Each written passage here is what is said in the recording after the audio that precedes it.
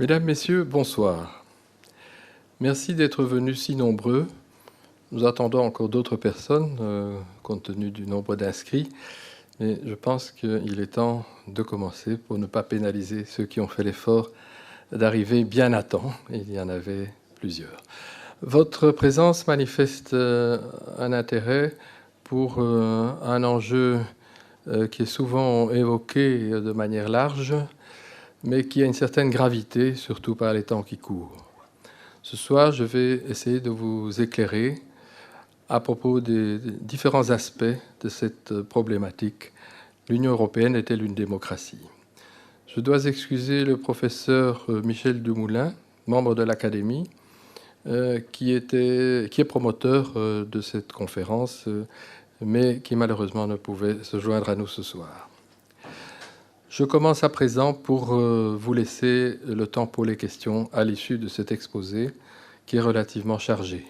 Et d'avance, je vous remercie de vous accrocher.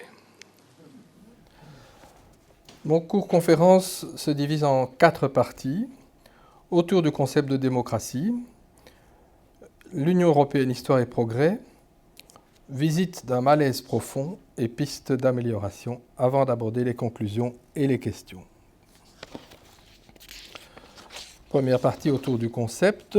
Alors, le réflexe classique, c'est d'aller voir au dictionnaire le sens d'un mot. J'ouvre le Robert, doctrine politique d'après laquelle la souveraineté doit appartenir à l'ensemble des citoyens. Organisation politique, souvent la République, dans laquelle les citoyens exercent cette souveraineté. État pourvu d'institutions démocratiques, État organisé suivant les principes de la démocratie. D'accord, c'est bien beau, mais ça ne nous avance pas beaucoup. Nous allons essayer d'aller plus loin en voyant ce que nous enseigne l'étymologie. Alors, vous savez tous que démocratie vient du grec démokratia, démos signifiant peuple. Mais le kratos, qu'est-ce que c'est le kratos ? Dans la mythologie grecque, c'est une divinité qui personnalise la puissance, la force, la vigueur, la solidarité, et kratein veut dire commander. Donc, en termes politiques, chez les Grecs du 5e siècle avant notre ère, kratos, c'est la force souveraine.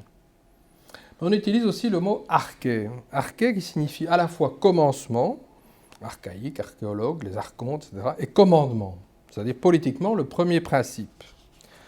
D'où l'expression cousine de démocratie, mais autrement basée étymologiquement de monarchie ou de oligarchie.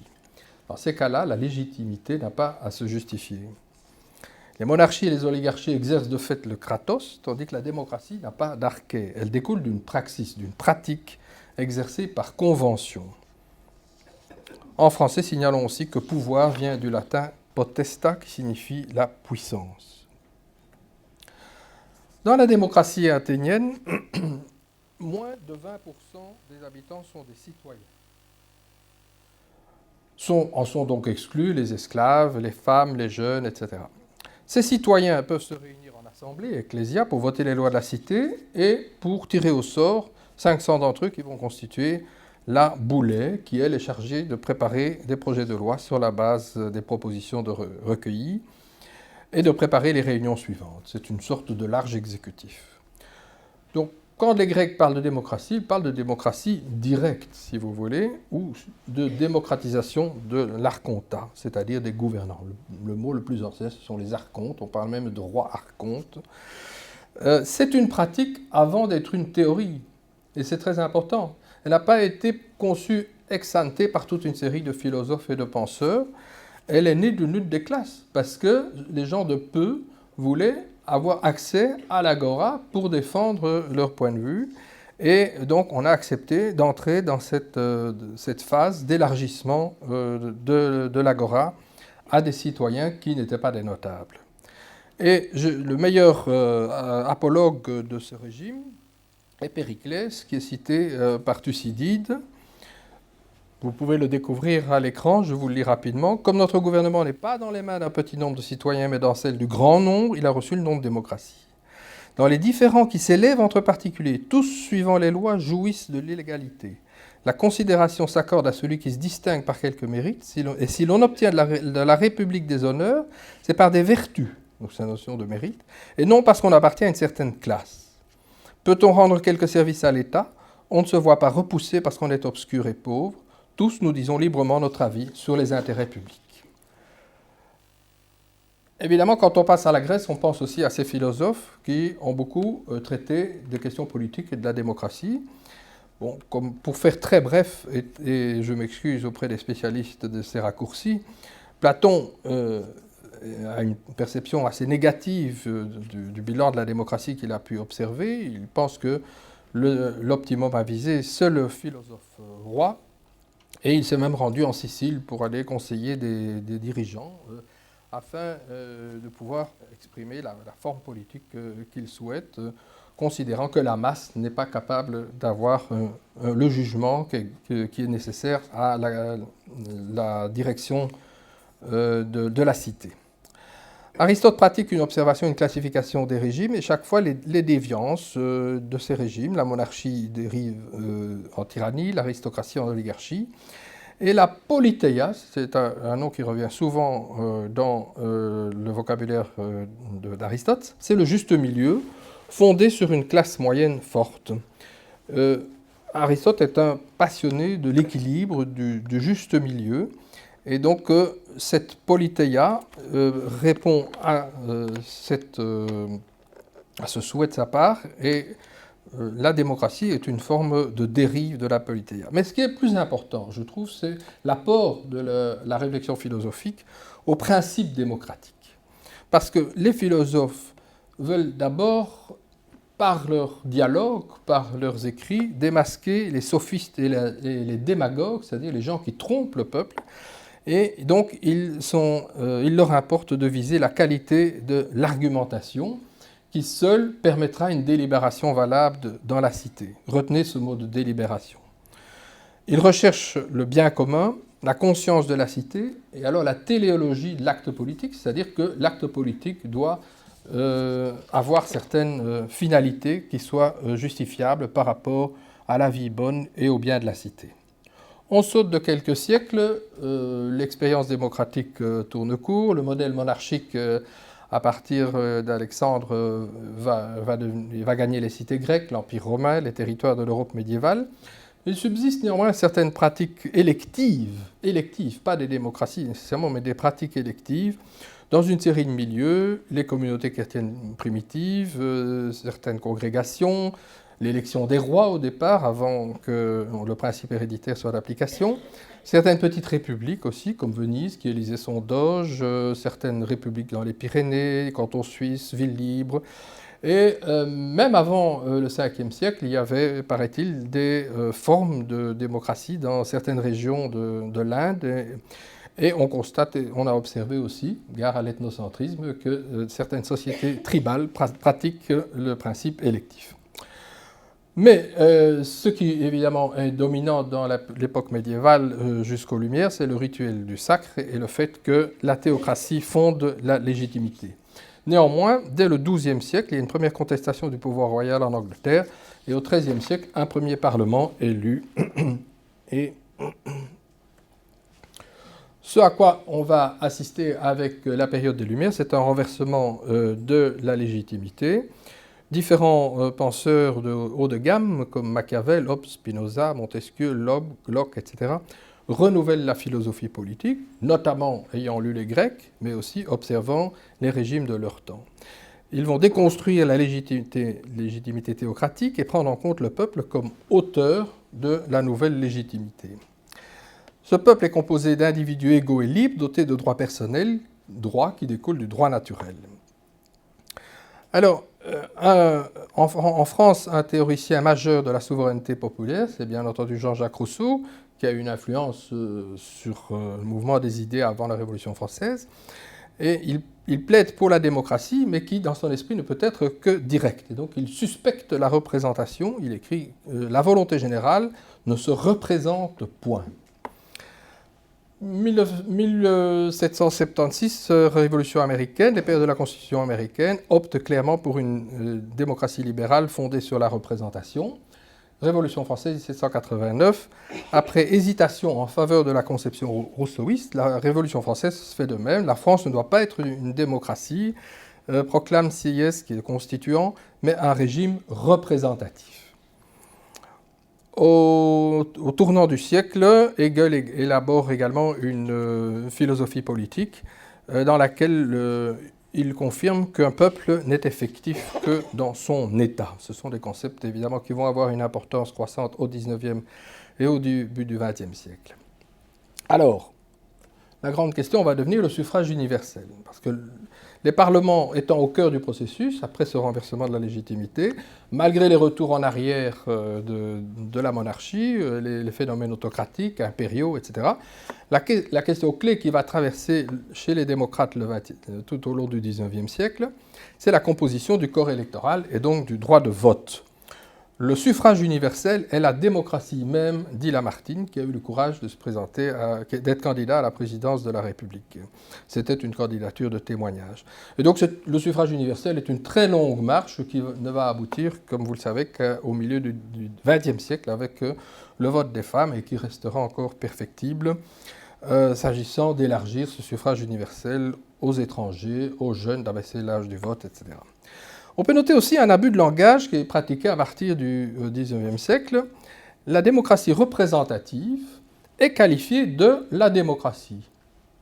Donc existe la démocratie directe. Lorsqu'on parle de démocratie, on désigne la démocratie représentative.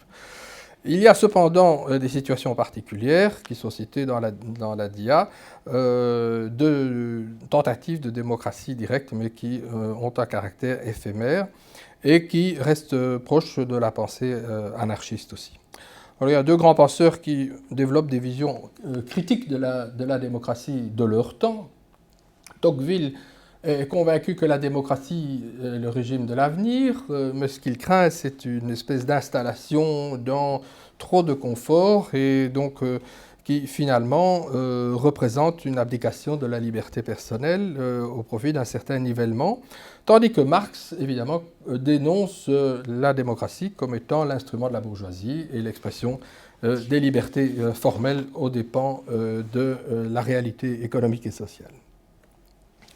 Rapidement, ensemble, nous pouvons imaginer les idées qui nous viennent à l'esprit lorsque nous voulons désigner des régimes ou des pratiques non démocratiques.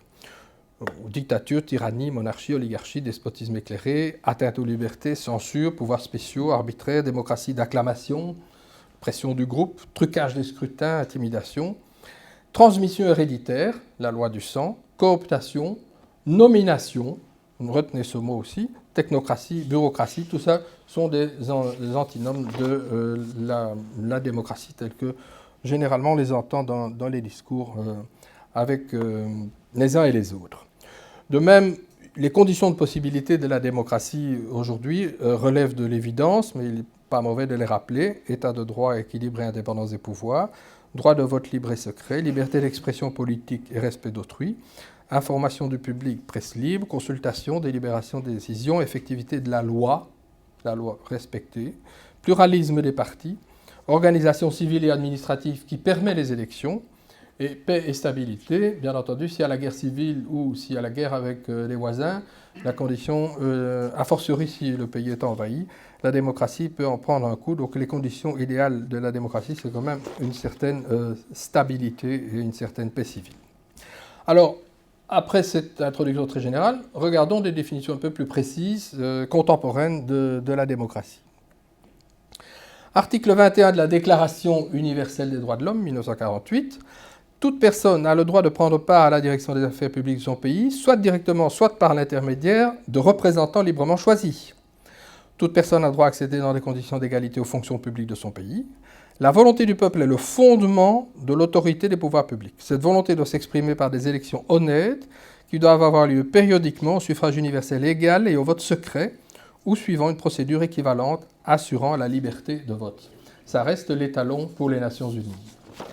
Définition aussi de l'Encyclopédia Universalis en version française, je trouve qu'elle est intéressante aussi. La démocratie est une forme d'organisation politique traditionnellement définie selon la célèbre formule d'Abraham Lincoln, comme le gouvernement du peuple, par le peuple et pour le peuple. Comme dans tout système politique, le peuple, c'est-à-dire la population des citoyens regroupés dans le cadre d'un territoire, y est gouverné. La spécificité d'un système démocratique est que les gouvernés sont censés être en même temps des gouvernants associés aux principales décisions engageant la vie de la cité. Quand vous lisez les dialogues de Platon, il fait dire à ses interlocuteurs, tu admets qu'il y a nécessairement une différence entre les gouvernants et les gouvernés. Et absolument, répond l'autre. Bon, ici, ce principe, ce constat est subverti par l'idée donc que les gouvernés prennent part d'une certaine façon à la gouvernance. Et donc, je termine la lecture, c'est parce que le peuple est à la fois sujet, c'est-à-dire soumis au pouvoir politique et souverain, détenteur de ce pouvoir, que les systèmes démocratiques sont supposés agir dans l'intérêt du peuple.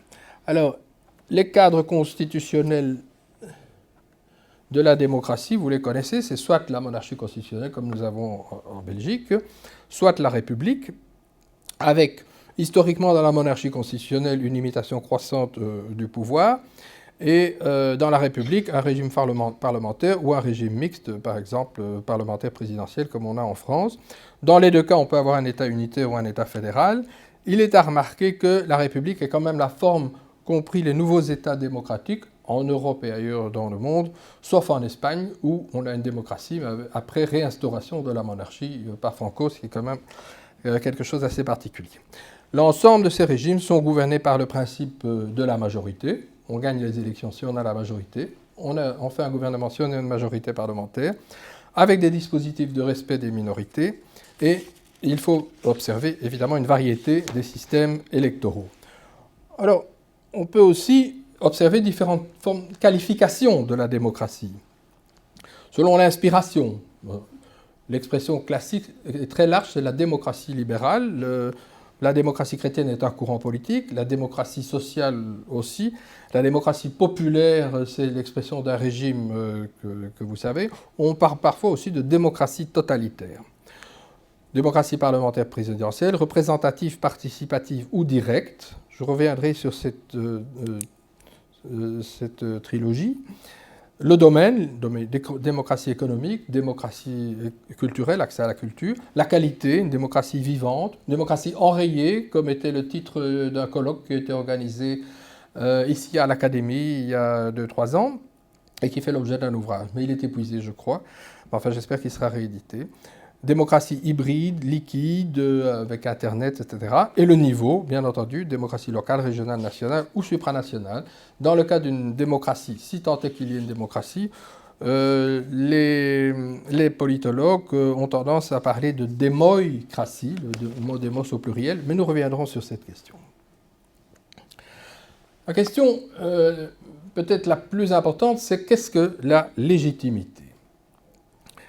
La légitimité, c'est la caractéristique d'un pouvoir qui est fondé, qui est juste, qui est admissible et qui est bienfaisant. Dans le monde actuel, l'argument de la légitimité d'une autorité politique n'est plus l'hérédité, sauf en monarchie, la fortune, la religion, la force des armes, mais deux sortes. La légitimité ex ante, ou par l'origine, d'où tires-tu ta position ? Qui t'a fait roi ? Et donc, en démocratie, le suffrage direct des électeurs, ou à défaut, une nomination fondée sur le mérite et la compétence par un élu du peuple ou une assemblée élue démocratiquement, ce qu'on appelle l'input legitimacy. Ou bien la légitimité par le résultat du pouvoir que tu détiens, que fais-tu de bon pour la collectivité ? Elle est souvent invoquée par ceux qui n'ont jamais affronté le suffrage universel, mais ayant un pouvoir important de fait. Donc c'est ce qu'on appelle l'output legitimacy. Je continue sur ce thème. La légitimité ex ante, par l'origine, est donc la seule véritablement démocratique, car elle a été vérifiée par la représentativité, par le mandat précis confié par le peuple. Mais, car il y a un mais, elle peut se perdre en cours de mandat par un comportement délictueux, inconstitutionnel, le renversement de majorité, retournement de l'opinion, des sondages catastrophiques chroniques, etc. Ou elle peut viser à satisfaire prioritairement la population du moment, les électeurs vivants, aux dépens des générations futures. C'est un débat très important quand on parle de la dette publique, du réchauffement climatique, des retraites, etc. Et donc la légitimité ex post, par des résultats présents et prévisibles, bénéfiques, peut donc avoir une certaine valeur. Mais elle peut évidemment remplacer la première. Dans le lexique aussi, on entend souvent parler de gouvernance par rapport à la démocratie. Alors, il y a plusieurs définitions de la gouvernance. La plus simple, c'est celle que j'ai trouvée dans le livre blanc sur la gouvernance européenne qui a été publié par la Commission en 2001 et auquel j'ai eu l'honneur de participer pendant quelques mois. Donc, elle désigne les règles, les processus et les comportements qui influent sur l'exercice des pouvoirs, etc. Je vous laisse lire la suite. Donc, la gouvernance n'équivaut pas à la démocratie. Son champ d'analyse est plus vaste. On peut parler de la gouvernance d'entreprise, d'associations, de services publics, etc. Et prend en compte une série de paramètres plus techniques. Dans nos États, une bonne gouvernance implique non seulement une démocratie représentative parfaite, mais des méthodes loyales et efficaces et des pratiques de démocratie participative. L'emphase sur la gouvernance ne peut pas servir d'alibi à un déficit démocratique. C'était important aussi.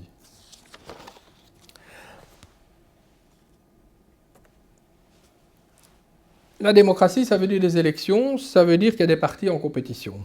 Un choix est offert à l'électeur entre différentes pistes de gouvernement, entre différentes opinions, entre différents programmes. Alors, on parle souvent de partis, mais de mouvements, de fronts, de rassemblements. La plupart présentent des candidats et donc en carte des membres. Alors, le mot parti est devenu moins populaire. Un mouvement, a priori, paraît plus attractif aujourd'hui. C'est plus sympa d'aller dans un mouvement, mais un mouvement n'est pas ipso facto plus démocratique. Et un mouvement peut très bien devenir un parti et propulser quelqu'un au sommet de l'État. Nous avons un exemple récent pas loin. Néanmoins, la démocratie interne, si on est démocrate, on doit s'intéresser à la démocratie interne des partis. Je suis stupéfait du peu d'intérêt dans la presse et dans l'opinion pour la démocratie interne des partis. On tend les micros aux dirigeants du parti, on va à des congrès, enfin j'étais journaliste, donc j'ai un peu d'expérience aussi, on n'a jamais d'explication de tout ce qui se passe dans les coulisses des partis et comment on est arrivé à porter telle personne là ou telle autre personne là, etc. Donc je pense que c'est un des problèmes sur lesquels on reviendra. Alors, ici on utilise aussi parti versus société civile. Alors qu'est-ce que c'est que cette fameuse société civile? Là, une histoire aussi, parce que chez Aristote et jusqu'à Rousseau, la société civile, c'est la communauté politique. C'est nous tous en tant qu'étant citoyens pouvant nous exprimer souverainement sur l'agora ou ailleurs.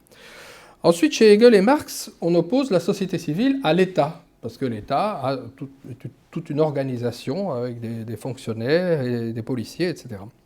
De nos jours, aujourd'hui, on oppose société civile et classe politique. Alors, qui est in et qui est out? Est-ce qu'un boucher qui est conseiller communal et qui est engagé dans un mouvement associatif en faveur de handicapés, est-ce qu'il appartient à la société civile ou est-ce qu'il appartient à la classe politique? Ou alors il se coupe en deux, et tantôt dans la société civile, tantôt dans la classe politique, ce qui est le cas de beaucoup de gens. Mais à ce moment-là, s'ils se coupent en deux, et s'il y a beaucoup de sociétés civiles en eux, c'est difficile de dire qu'ils appartiennent à la classe politique. Donc c'est très difficile d'apprécier la classe politique, d'autant qu'il y a quand même une certaine mobilité au sein de cette classe politique. Bon, le sentiment est que c'est un peu toujours les mêmes, mais malgré tout, il y en a qui s'en vont, il y en a qui arrivent, il y en a qui ont du pouvoir à un certain moment, d'autres à d'autres moments, etc.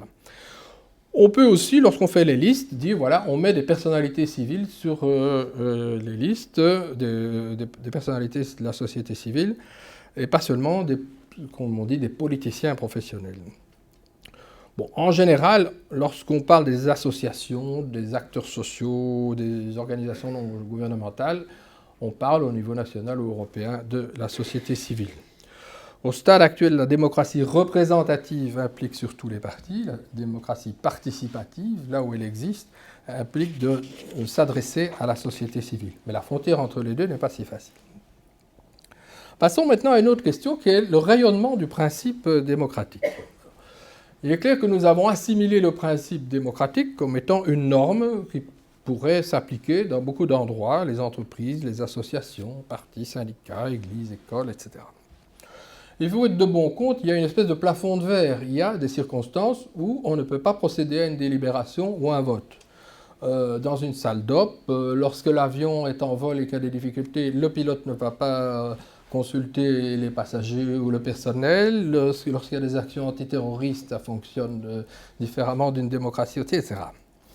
Donc, on peut espérer démocratiser la société dans différentes sphères, et c'est très souhaitable, mais il y a quand même des circonstances où ça n'est pas possible.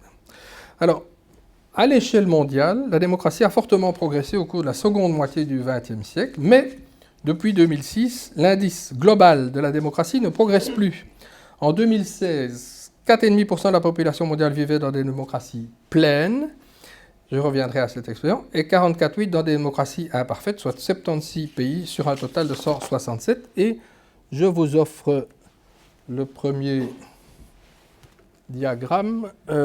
Alors, vous voyez ici en vert foncé les full democracy, ça va jusqu'en 2009 et ça commence au début du XXe siècle.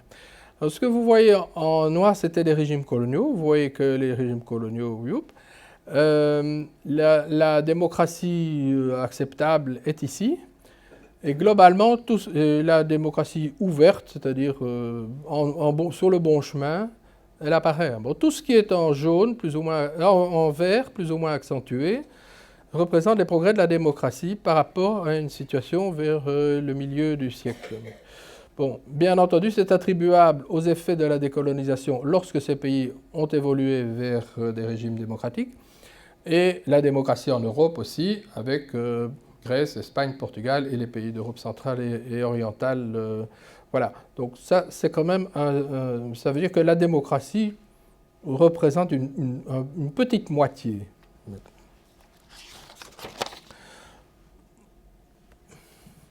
Ici, l'hebdomadaire The Economist a apparemment une équipe qui fait des statistiques sur ces sujets-là. Vous voyez, plus c'est bleu foncé, plus la démocratie est jugée haut de gamme. Australie, Canada, pays scandinaves, chez nous. Bon, après, vous avez les États-Unis. Bon, ça date de 2016. Hein, je sais pas. Bon. Et, bon, certains pays d'Europe. Et puis, bon, ce qui est rouge est vraiment pas démocratique. Et alors, ce qui est noir, c'est vraiment le pire. L'Arabie Saoudite, etc. Donc, les critères utilisés par l'Economist Intelligence Unit sont au nombre de 60, qu'on regroupe en 5 catégories. Le processus électoral et le pluralisme, les libertés civiles, le fonctionnement du gouvernement, la participation politique, la culture politique. Donc, voilà ce que vous trouvez à la fin de cette dia. Alors, sur cette question en conclusion, on peut estimer que la formule de la démocratie représentative reste la plus attractive aux yeux des populations de notre planète. Il y a des gens qui se battent physiquement dans certains pays non démocratiques pour aboutir à ce type de régime. Bien entendu, nous sommes des enfants gâtés, nous avons une tradition démocratique. On peut toujours rêver d'une véritable démocratie, d'une meilleure démocratie. Si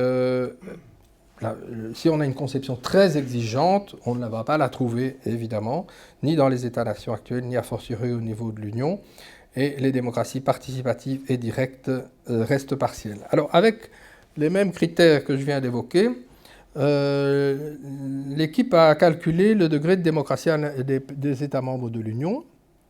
Et là, vous allez bien vous amuser, parce qu'il donne des cotes sur 10, et vous avez 11 démocraties pleines, c'est-à-dire qu'il y a au moins 8 sur 10, et vous avez 17 démocraties imparfaites.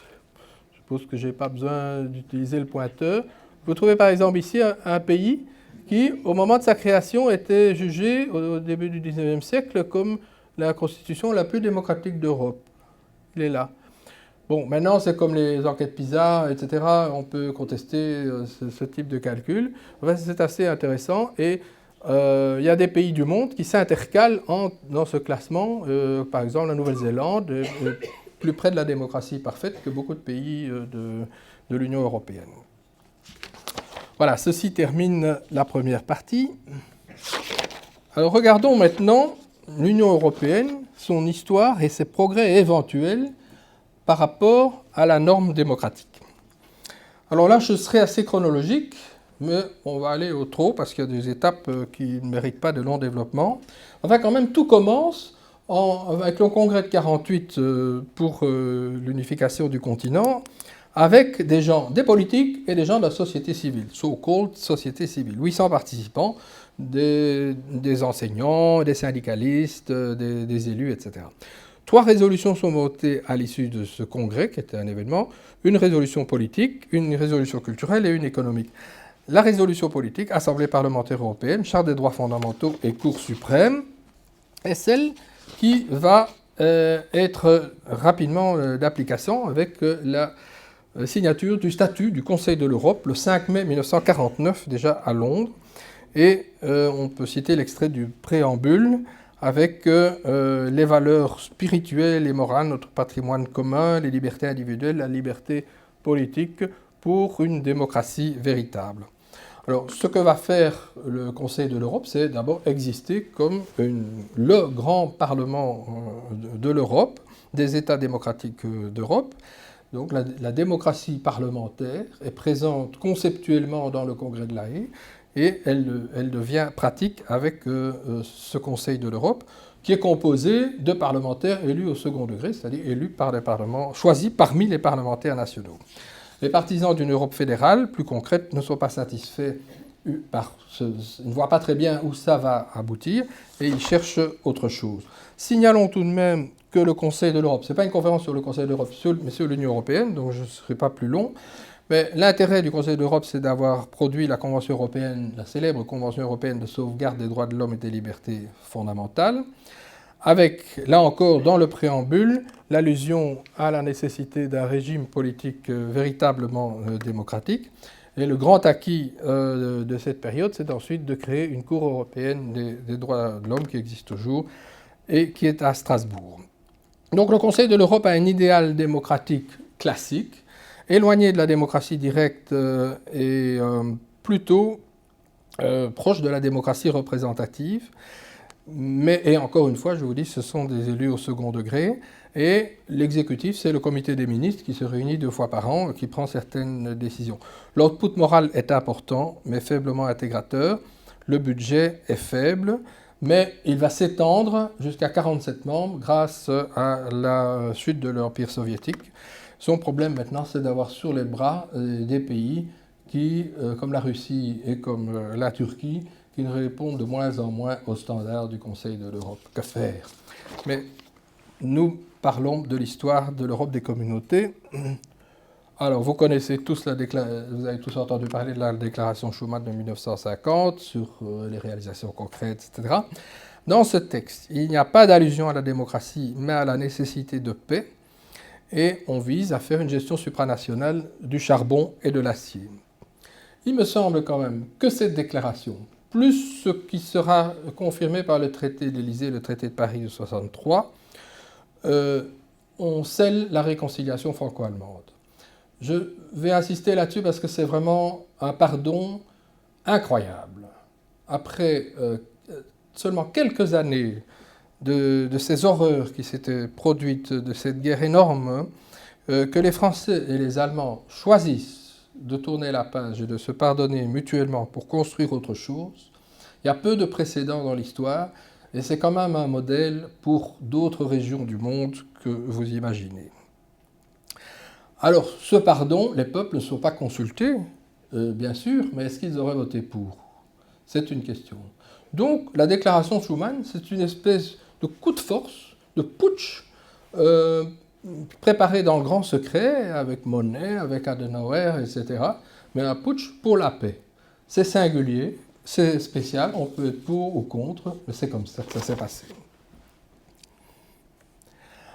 Avec le traité CK, qui est signé à Paris le 18 avril 1951 et qui sera ensuite ratifié par les 6 parlements nationaux concernés, il ne mentionne pas la démocratie parlementaire, mais il prévoit tout de suite une assemblée composée de représentants des peuples des États réunis dans la communauté qui exercent des pouvoirs de contrôle sur la haute autorité de la CK et peut même la renverser à la majorité des 2/3 des voix exprimées et à la majorité des membres qui la composent. C'est assez spécial, tout de suite, de créer un parlement pour 2 secteurs de l'économie. Il stipule aussi que cette assemblée élaborera des projets en vue de permettre l'élection au suffrage universel direct selon une procédure dans tous les États membres. Le traité crée aussi une cour de justice et un comité consultatif où sont représentés les employeurs et les travailleurs. Les partenaires sociaux sont dans le coup. Donc, ce traité CK est quelque chose dont qui engrange des choses qu'on ne pourra pas débarquer après. Communauté européenne de défense, le projet de traité est soumis pour ratification après avoir été signé par 6 gouvernements. L'Assemblée nationale française, vous connaissez l'histoire, vote contre. Le projet tombe. Ce qui est quand même un signe, c'est que les parlements nationaux ont quelque chose à dire ici. En l'occurrence, un parlement national a dit non, et donc le projet est terminé. Alors, on peut se poser aussi la question si les pères de l'Europe étaient des démocrates. Alors j'ai gratté un peu, et donc je vous en présente 6. Donc il y a évidemment Robert Schuman, qui était un brave centriste, un juriste lorrain, un homme très austère, qui parlait allemand et français. Il a été emprisonné et déporté, il est parvenu à s'évader en 1942, et après la guerre, il a fondé un mouvement politique qui était important à l'époque, le MRP, la démocratie chrétienne, si vous voulez. Il a été président du Conseil et puis ministre des Affaires étrangères, et c'est en tant que tel qu'il a lancé sa déclaration dont on vient de parler. Adenauer fut maire de Cologne jusqu'en 1933. Il a été démis de toutes ses fonctions en raison de son opposition au nazisme. Il a été emprisonné 2 fois. Il était militant de la CDU, un parti qui existe toujours. Il fut le premier chancelier de la République fédérale d'Allemagne et il le fut pendant 14 ans. On continue la petite galerie. Alcide de Gasperi était né plus tôt. C'était un homme du sérail social chrétien. Il s'est opposé à Mussolini. Il a été emprisonné. Il fut ministre après la guerre, plusieurs fois président du Conseil. Il a été aussi un des pères de l'Europe, mais il est décédé dès 1954 alors qu'il était président de l'Assemblée, justement, de la CK. On ne présente plus Paul-Henri Spaak, qui était une figure majeure du Parti socialiste, qui s'opposa au choix du roi Léopold III, Premier ministre, plusieurs fois ministre des Affaires étrangères.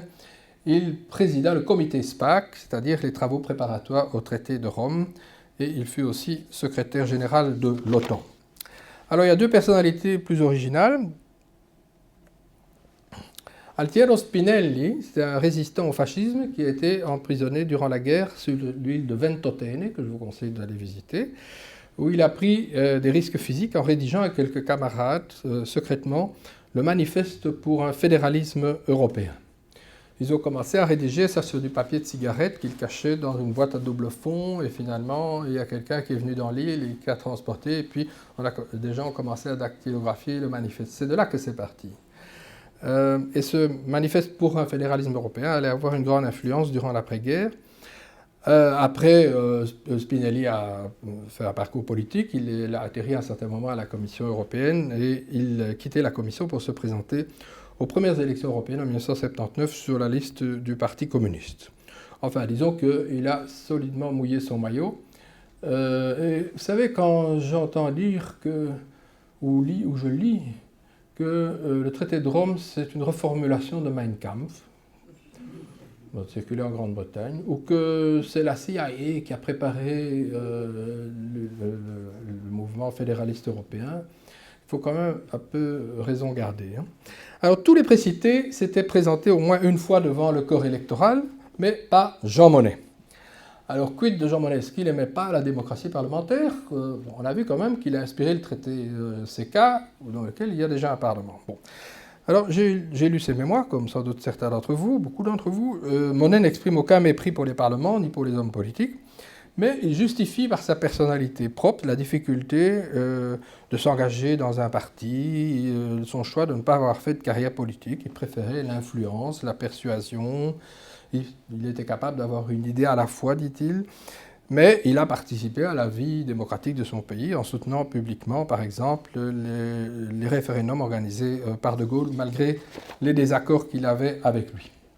Donc il me semble que la cause est entendue, les pères de l'Europe n'étaient pas hostiles à la démocratie.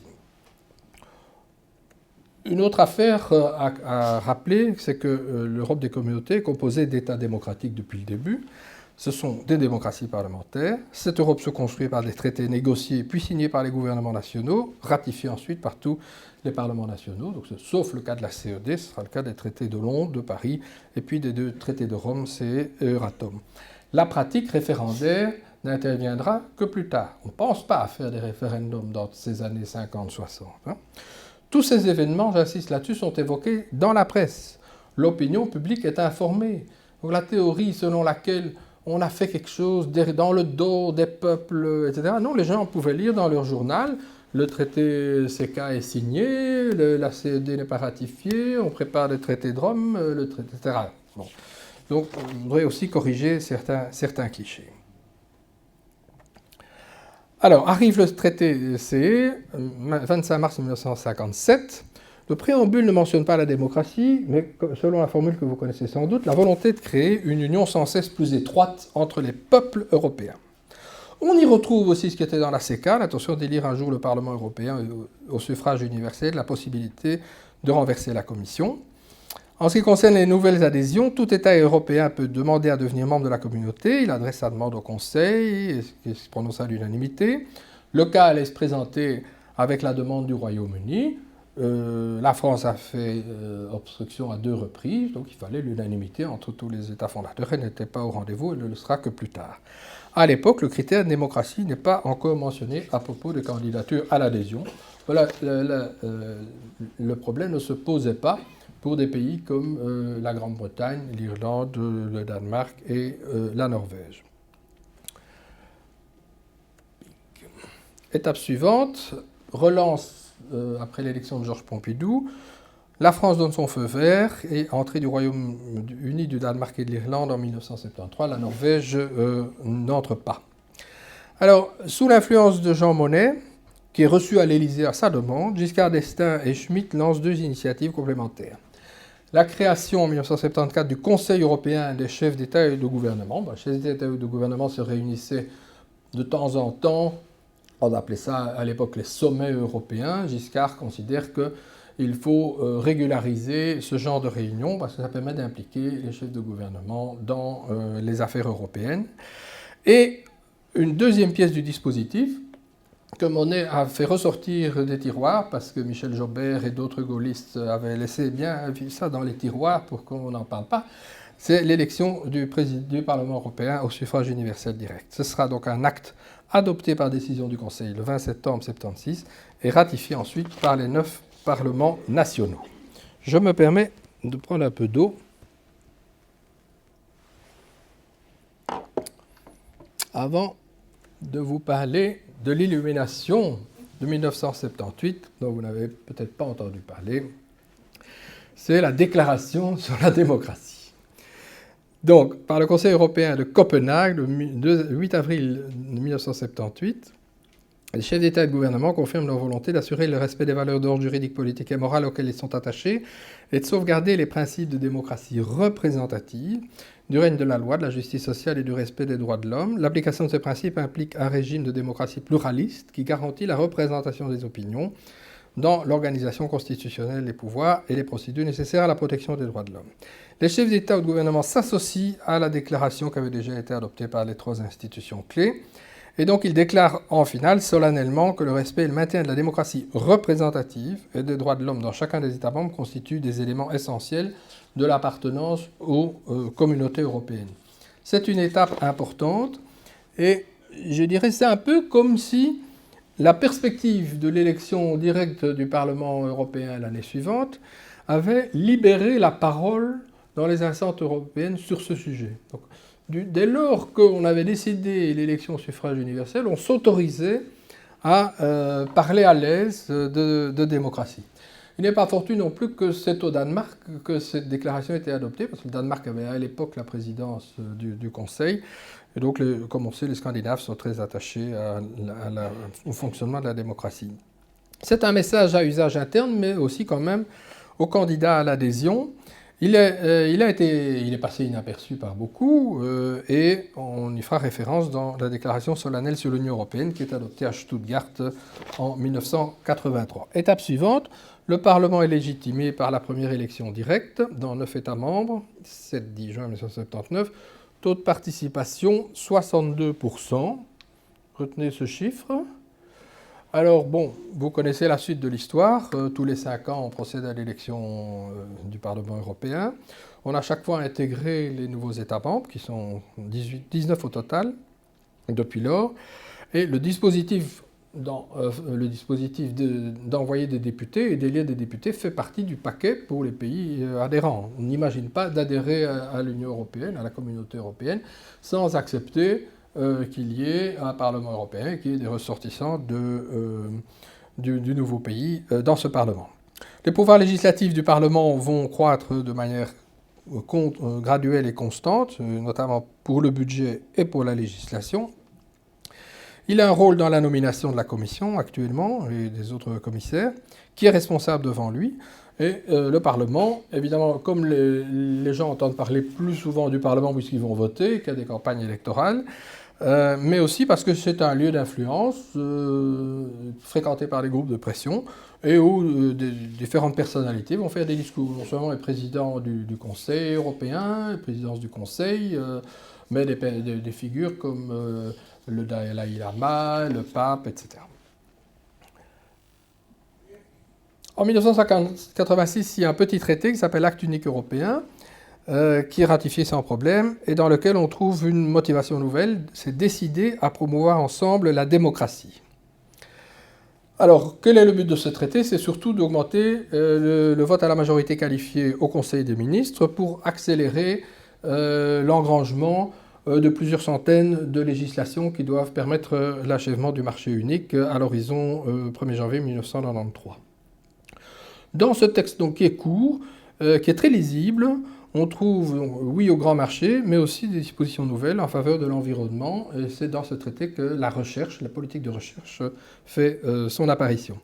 À cette même époque, il y a les fameux accords de Schengen, qui sont d'abord conclus entre un petit noyau d'États, en vue de la suppression des contrôles des personnes aux frontières internes. Vous verrez plus tard à quel point le nombre de membres de Schengen a augmenté. Mais l'entrée en vigueur a lieu 10 ans plus tard, en 1995.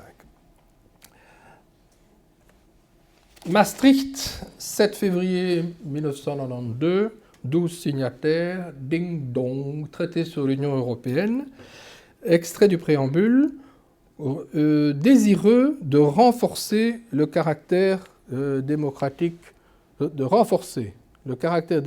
et l'efficacité des institutions. C'est une forme d'autocritique en fait, c'est-à-dire les institutions ne sont pas assez démocratiques et pas assez efficaces. Alors on crée cette fameuse citoyenneté européenne. Vous êtes tous citoyens européens, la citoyenneté européenne s'ajoute à la citoyenneté nationale. Si vous êtes citoyen d'un État de l'Union, vous êtes du même coup citoyen européen, et ce qui vous donne une série de droits, droit de pétition, droit d'être défendu si vous vous trouvez à l'extérieur de l'Europe, et droit de vote et d'éligibilité des Européens non nationaux aux élections communales. On crée un médiateur aussi auquel tout citoyen peut s'adresser. Et puis les partis politiques, pour la première fois, sont mentionnés. Les partis politiques font leur entrée dans le traité. On dit qu'ils sont importants en tant que facteurs d'intégration au sein de l'Union. Ils contribuent à la formation d'une conscience européenne et à l'expression de la volonté politique des citoyens de l'Union. Plus tard, le traité de Lisbonne évoquera en outre leur financement. Autre point important, les régions sont reconnues et on crée un comité des régions, composé de maximum 350 membres et 350 suppléants. Je reviendrai sur le comité des régions. Extension des compétences de l'Union européenne et du rôle du Parlement. Donc toute nouvelle adhésion nécessite l'avis conforme du Parlement. Et un calendrier pour l'Union monétaire. L'accord des peuples sur le traité de Maastricht vaut accord sur l'euro. Je ne suis pas sûr que tous les gens ont compris ça, mais l'acceptation par les parlements et les peuples de la monnaie unique est réputé acquis à partir du moment où on a signé et ratifié le traité de Maastricht.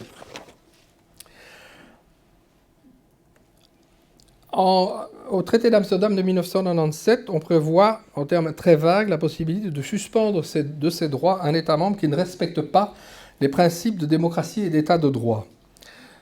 La procédure sera ensuite précisée dans le traité de Lisbonne, avec l'article 7 TUE, la suspension possible de certains droits, y compris le droit de vote au Conseil de l'Union européenne. Vous avez tous entendu parler des cas de la Pologne et de la Hongrie. pour lesquels il y a des échanges de correspondance, des dires attention, hein, mais il n'y a pas encore d'application de cet article. Signalons aussi au passage les sanctions qui avaient été prises par les gouvernements de l'Union européenne contre l'Autriche parce que le parti d'extrême droite et assez fascisant FPO était entré au gouvernement. Ces sanctions n'ont duré que 6 mois et finalement elles n'ont pas eu beaucoup d'effet. Étape suivante du feuilleton, j'espère que je ne vais pas trop vite. 2001, accouchement vraiment chaotique du traité de Nice, qui porte sur la revision des voix et des sièges dans les institutions, vraiment une grande querelle d'épiciers, passionnante. Et les gouvernements ont mauvaise conscience, et ils cherchent une nouvelle méthode, et ils disent on va faire autre chose. Et c'est la déclaration de Laken, oui, Laken ici. C'est la première fois que le roi des Belges, là je pense la dernière fois que le roi des Belges a assisté à un conseil européen. Cette déclaration est assez intéressante parce qu'elle soulève des tas de questions, elle est assez audacieuse, on sent une plume un peu out of the box, si je puis dire. Donc appelle à changer d'approche pour avoir une Union européenne plus démocratique, plus transparente et plus efficace. Et ouvre beaucoup de questions, y compris la question de l'élection directe de la Commission par les citoyens. Alors on décide de mettre sur pied une convention chargée de préparer une constitution pour l'Union. Et dans la même période, l'Union engrange des succès parce que les pays d'Europe centrale et orientale qui se sont petit à petit démocratisés, convertis à l'économie de marché, etc., la trouvent attractive et veulent adhérer, ce qui sera fait quelques années plus tard, et que l'euro est devenu effectif depuis 2002. Et à l'époque, évidemment, l'euro était uniquement considéré comme un succès. Alors, la Convention, c'est un pic de démocratie participative quand même. Il faut regarder les choses comme elles se sont passées.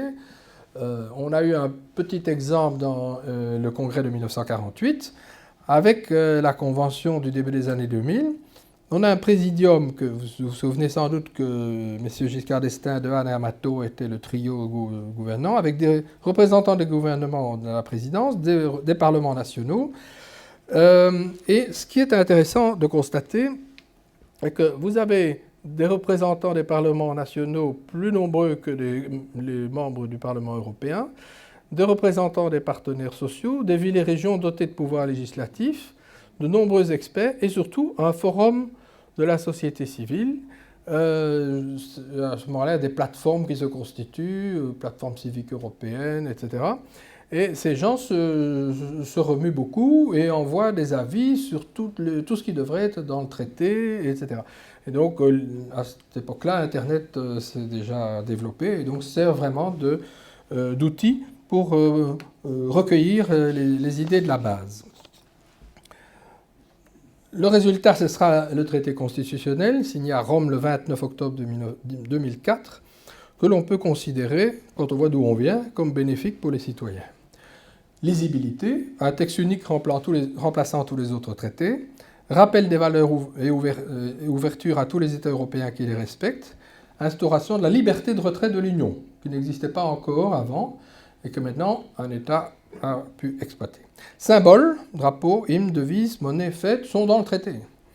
Intégration de la Charte européenne des droits fondamentaux, principe d'égalité des citoyens, dispositif précis sur la démocratie représentative et pour la première fois la démocratie participative, avec cette idée d'initiative citoyenne européenne qui vient un peu de ce qui se fait en Suisse ou en Californie. On dit aussi que le philosophe allemand Jürgen Habermas a joué un rôle d'inspiration aussi auprès des Allemands qui participaient à ces travaux, etc. On reviendra sur cette affaire.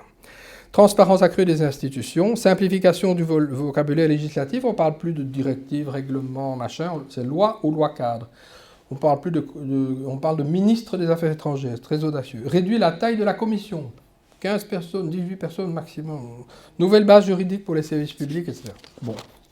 Le fiasco du rejet. Accrochez-vous, parce que c'est une drôle d'histoire. Donc, suite au grand élargissement de 2004, et compte tenu de la Bulgarie et de la Roumanie qui allaient entrer en 2007, 27 gouvernements s'étaient engagés derrière ce texte. Le bal des ratifications mérite examen. Comment allait-on ratifier ? La voie parlementaire seule était prévue dans 18 pays, Vous voyez la liste, vous reconnaissez sans surprise l'Allemagne, la Belgique, je ne vais pas tous vous les citer. Un référendum contraignant est prévu dans 5 pays, la France, le Danemark, la Pologne, le Portugal et la République tchèque. Et voie référendaire consultative plus ratification parlementaire dans 4 pays, Espagne, Pays-Bas, Luxembourg, Royaume-Uni. Next step. Au moment du référendum français, dont j'espère que vous avez tous entendu parler, le 29 mai 2005, il y a déjà des ratifications acquises dans 11 États. Vous voyez la liste. Après le vote français, les Pays-Bas ont rejeté aussi le traité par référendum, qui était un référendum consultatif. Mais 7 pays, Chypre, Malte, Estonie, Lettonie, Luxembourg, Belgique et Finlande, ont ratifié quand même le document. 7 pays ont arrêté le processus, vous avez la liste, soit au total 18 ratifications sur 27, les 2 tiers des États membres. Malgré cela, le traité a été réputé rejeté. Donc d'un point de vue démocratique, alors que les 2 tiers des États membres voulaient la Constitution, et parmi eux il y avait des États importants par leur population et leur rôle historique, comme l'Allemagne, où le Bundestag avait voté le traité à une majorité écrasante. Italie, Espagne, Autriche, est-ce qu'il était normal qu'une minorité ait dicté sa loi? 4 peuples, effectivement, ont été consultés. Les Espagnols ont dit oui, les Français ont dit non, les Néerlandais ont dit non, les Luxembourgeois ont dit oui. Mais 5 peuples qui devaient être consultés ne l'ont pas été. Danois, Polonais, Portugais, Tchèques, Britanniques. Inégalité de traitement entre citoyens européens, quand même. Alors, tout ça suscite des interrogations sur l'opportunité d'organiser des référendums sur des traités européens et sur les mécanismes à mettre en place pour éviter une situation similaire lors de futures révisions des traités. On peut considérer quand même, honnêtement, que le traité constitutionnel était plus démocratique que le traité de Nice. Si vous refusez le traité constitutionnel, vous voulez revenir au traité existant, c'est-à-dire le traité de Nice. Donc c'est un choix plus régressif que progressiste. Il y a eu des débats fabuleux en France avec des grands intellectuels, Nouvelle L'Obs, Revue Esprit, etc., qui pensaient à un non refondateur. La France, en disant non, allait fonder une nouvelle Europe. J'ai lu des trucs comme ça, plus sociale, plus démocratique, fin de l'ère libérale, etc. Ils étaient convaincus que ce nom, la France allait montrer la voie, comme après la Révolution de 89, vers la nouvelle Europe, le nouveau régime, etc. Ce fut une erreur stratégique, ce fut un flop complet. La France fut isolée. Et il y a eu une panne. En plus, c'est un très mauvais message pour les nouveaux adhérents. Ils viennent d'arriver, ils disent que c'est ce club où les membres fondateurs ne savent même pas ce qu'ils veulent. Et donc, c'est, comme je disais, un épisode dissuasif pour se lancer dans la rédaction de futurs traités. Alors, il y a eu une période de flottement. On a dit que c'est une phase de réflexion. On va un peu consulter les gens, on va écouter le peuple et on va... Mais comme il n'y a pas de plan B, on va faire un plan D. La commission où j'ai travaillé avait inventé le plan D. D comme démocratie, débat, etc. Tout ça était une manière de gagner du temps, mais c'était la sclérose, jusqu'à ce que le président français Sarkozy, élu en 2007, développe le processus. Et il propose de faire très vite une révision classique par ce qu'il appelle un mini-traité, en modifiant celui de Nice, comme les autres traités modifiaient les précédents traités. Alors ce qui s'est passé, c'est que les négociateurs ont gardé la plupart des éléments du traité constitutionnel, tout en expurgeant la charte des droits fondamentaux, bien qu'ils y fassent référence en disant qu'elle a la même force que le traité, les symboles, pour plaire aux Britanniques, la simplification du lexique, et cela donna le traité de Lisbonne, qui est le dernier traité important en date, avec 2 versants, le traité sur l'Union européenne et le traité sur le fonctionnement de l'Union européenne. Au total, le bazar est moins lisible que la Constitution. Mais enfin, Sarkozy a le culot de présenter ça au peuple comme un traité simplifié et de le faire ratifier exclusivement par voie parlementaire en convoquant le Congrès à Versailles. Alors pour les démocrates français gauche ou même centre qui avaient suivi ce tour de passe-passe, évidemment l'impression est renforcée qu'en matière européenne, la voix du peuple compte pour du beurre, et c'est un très mauvais présage pour l'avenir. Hein? Vous avez suivi les développements en France depuis lors. Alors il y a eu 2 référendums en Irlande, parce que dans un premier temps, les Irlandais ont dit non, parce qu'ils avaient peur de perdre leur commissaire. Alors, finalement, on leur a dit, mais non, on va arranger ça, vous aurez encore un commissaire. Parce que l'idée était de faire une rotation pour qu'il y ait un peu moins de commissaires. Donc, on a fait un deuxième référendum, ils ont bien voté, heureusement. Et le traité de Lisbonne est entré en vigueur le 1er novembre 2009. L'Europe était donc sortie de l'ornière par un retour au pur parlementarisme, sauf en Irlande. Et donc, c'est un doute collectif au moment d'une crise financière. Hop. Alors, la démocratie participative, deux mots, parce que donc, le traité constitutionnel avait utilisé l'expression, le traité de Lisbonne l'oublie, mais il garde l'initiative citoyenne européenne. Comment est-ce qu'on peut faire une initiative citoyenne européenne? C'est important. Il faut d'abord constituer un comité d'au moins 7 citoyens provenant au moins de 7 pays différents de l'Union européenne. L'initiative doit être enregistrée par voie électronique auprès des services de la Commission, qui l'officialisent, etc. Et les signatures recueillies ensuite doivent provenir d'au moins 7 pays différents, collectées par un système électronique.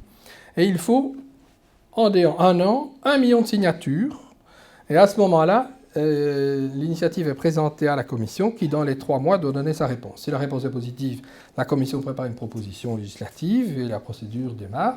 Si la réponse est négative, l'affaire est enterrée. Je reviendrai là-dessus, mais je voudrais maintenant faire une petite synthèse de la démocratie directe en Europe. Quand et sur quoi les citoyens furent-ils concernés?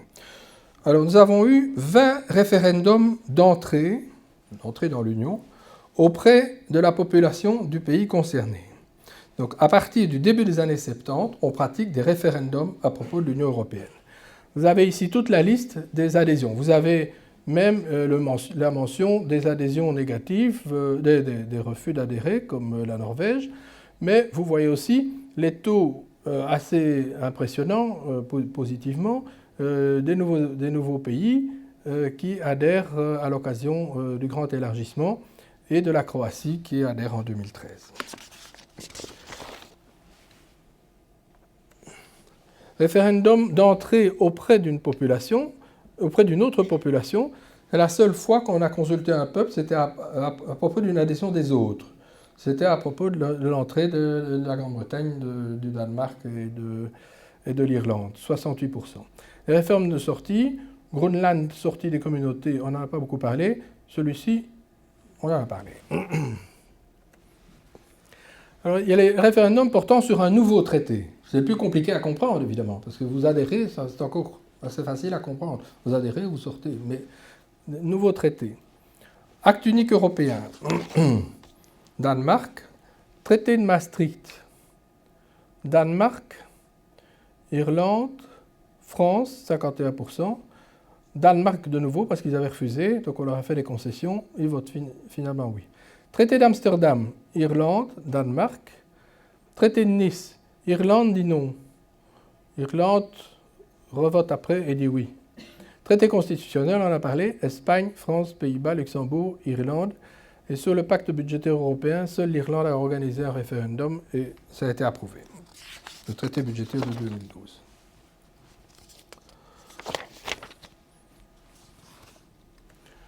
Alors, référendum d'adhésion à l'euro, uniquement au Danemark, non.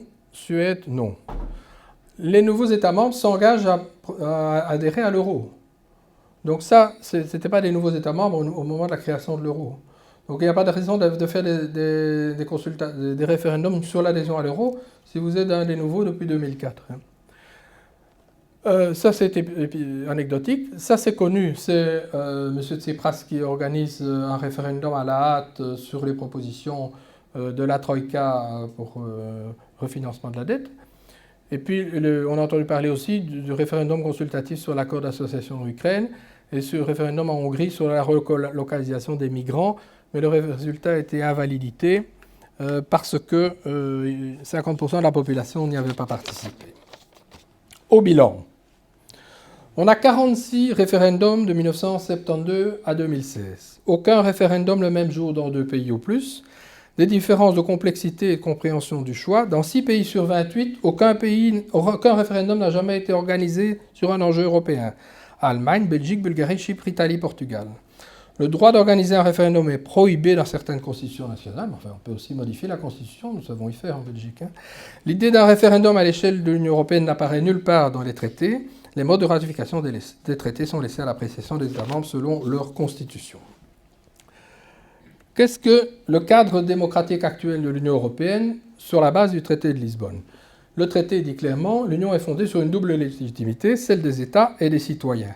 Elle est fondée sur la démocratie représentative. Voilà. La hiérarchie des institutions est établie comme suit. Premier, Parlement européen, parce qu'il représente les citoyens. Deuxième, Conseil européen. Troisièmement, etc. Vous lisez la suite. Et à ces institutions, ces 7 institutions, s'ajoutent des organes. Le Comité économique et social européen, qui représente les partenaires sociaux. Le Comité des régions. Ils ont tous les deux des pouvoirs purement consultatifs. Le médiateur dont j'ai déjà parlé et une flopée d'agences qui ont un caractère scientifique et technique ou, dans certains cas, exécutif. Pink. Alors, regardons un peu, on a parlé du principe d'électif versus principe de nomination. Quand applique-t-on le principe électif? Au niveau européen, le président du Conseil européen est élu par ses pairs. Ça, c'est un peu comme l'élection d'un pape, mais encore que pour un pape, il soit plus nombreux. Donc ici, c'est vraiment un truc énorme. Médiateur élu par le Parlement européen après chaque renouvellement, président du Parlement et autres postes au Parlement, président et autres postes internes au Conseil économique et social ou au Comité des régions. Niveau national et européen, ce sont les membres du Parlement européen. En fait, il y a une clé de répartition nationale. Les États ont chacun un certain nombre de sièges, le minimum étant 6 sièges. Donc, le Luxembourg a 6 sièges, Malte a 6 sièges, etc. J'y reviendrai. Au niveau national, membres du Conseil européen, ils ont tous été élus quand même. Membres du Conseil, les ministres nationaux, oui. Les parlementaires nationaux par élection directe dans leur pays. Principe de nomination. Alors, les juges et les avocats généraux de la Cour de justice sont nommés par les gouvernements. Idem pour les membres du directoire de la Banque centrale, membres de la Cour des comptes. Les membres du Comité économique et social et du Comité des régions sont tous nommés par les gouvernements, enfin via le Conseil. Ce sont les gouvernements qui décident qui leur plaît pour aller siéger dans ces instances consultatives qui sont censées représenter les régions et les grandes communautés urbaines, etc. Et bien sûr, les représentants permanents des États membres auprès de l'Union européenne, les diplomates de haut niveau, qui souvent remplacent un ministre en certaines circonstances. Alors, il y a un mixte d'élections et de nominations, c'est la Commission européenne. Avant les élections européennes, les familles politiques désignent ou élisent leurs champions respectifs pour le poste de président de la Commission. Ça a été fait la première fois en 2014. Ce qu'on appelle les Spitzenkandidaten, ça veut dire que chacun des grands partis dit « nous soutenons celui-là ou celle-là pour devenir président de la Commission si nous gagnons ». Après les élections européennes, pour le président de la Commission, il est dit dans le traité, en tenant compte du résultat des élections, le Conseil européen, statuant à la majorité qualifiée, propose une personnalité au Parlement européen. Donc il est tenu de proposer une personnalité du parti qui a gagné les élections. Celui-ci, donc le Parlement, peut l'accepter et donc l'élire, le président, à la majorité simple, ou le rejeter. Dans ce moment-là, on recommence la procédure. Pour les autres membres de la Commission, il y a des suggestions des États membres, suggestions ou recommandations solides. La marge de manœuvre du président pour former son équipe est quand même assez réduite, parce que les pays envoient des gens. Il faut vraiment qu'il y ait un gros problème. Bon. En Belgique, vous avez tous suivi que les péripéties, comment M. Renders n'est pas devenu commissaire européen. Parce qu'à un certain moment, il manquait de femmes, et donc on a demandé à la Belgique de faire un effort, et c'est une dame qui est montée. Mais c'est un cas...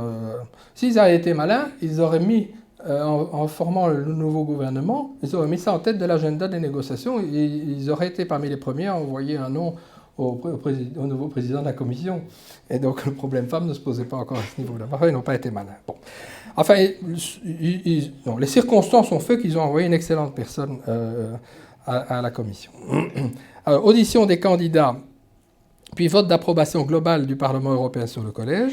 Et si le vote du Parlement est positif, le Conseil européen tient vraiment à nommer la nouvelle Commission statuant à la majorité qualifiée. Vous voyez, c'est un procédé assez complexe. Alors, les acteurs clés, comment est-ce qu'ils réagissent et se situent par rapport à la légitimité démocratique? Le Parlement européen est très fier de parler au nom des citoyens, mais, comme je vous le disais, la répartition des sièges nous donne des situations incroyables où un Maltais ou un Luxembourgeois, un électeur, Maltais ou Luxembourgeois, a 12 fois plus de poids qu'un électeur allemand. Un Finlandais a 10 fois plus de poids. Donc on est loin, très loin du principe de l'égalité des suffrages. Mais ça, le Parlement européen n'aime pas en parler, et les partis non plus. Alors, les élections ont lieu tous les 5 ans, vous le savez, et souvent, c'est une juxtaposition d'élections nationales, parce que les partis politiques font leur liste au niveau national, et même organisés en même temps que d'autres scrutins, comme on le fait en Belgique. Le Parlement européen souvent critique à l'égard du Conseil et de la Commission, mais il a presque renversé la Commission seulement en 1999, mais il n'a jamais été jusque-là. Il n'a pas d'initiative législative possible, alors que le droit de faire une proposition de loi existe dans la plupart des parlements. En revanche, il a de fait un poids dans la modification d'une proposition qui est probablement supérieur à la moyenne des députés nationaux, ceci étant à vérifier, puisqu'dans le système de la codécision, il faut que le Parlement soit sur le même pied que le Conseil des ministres, et donc il peut peser sur la législation, enfin là où est prévue la codécision. Par contre, il a un poids très faible en politique extérieure et dans la gestion de la zone euro.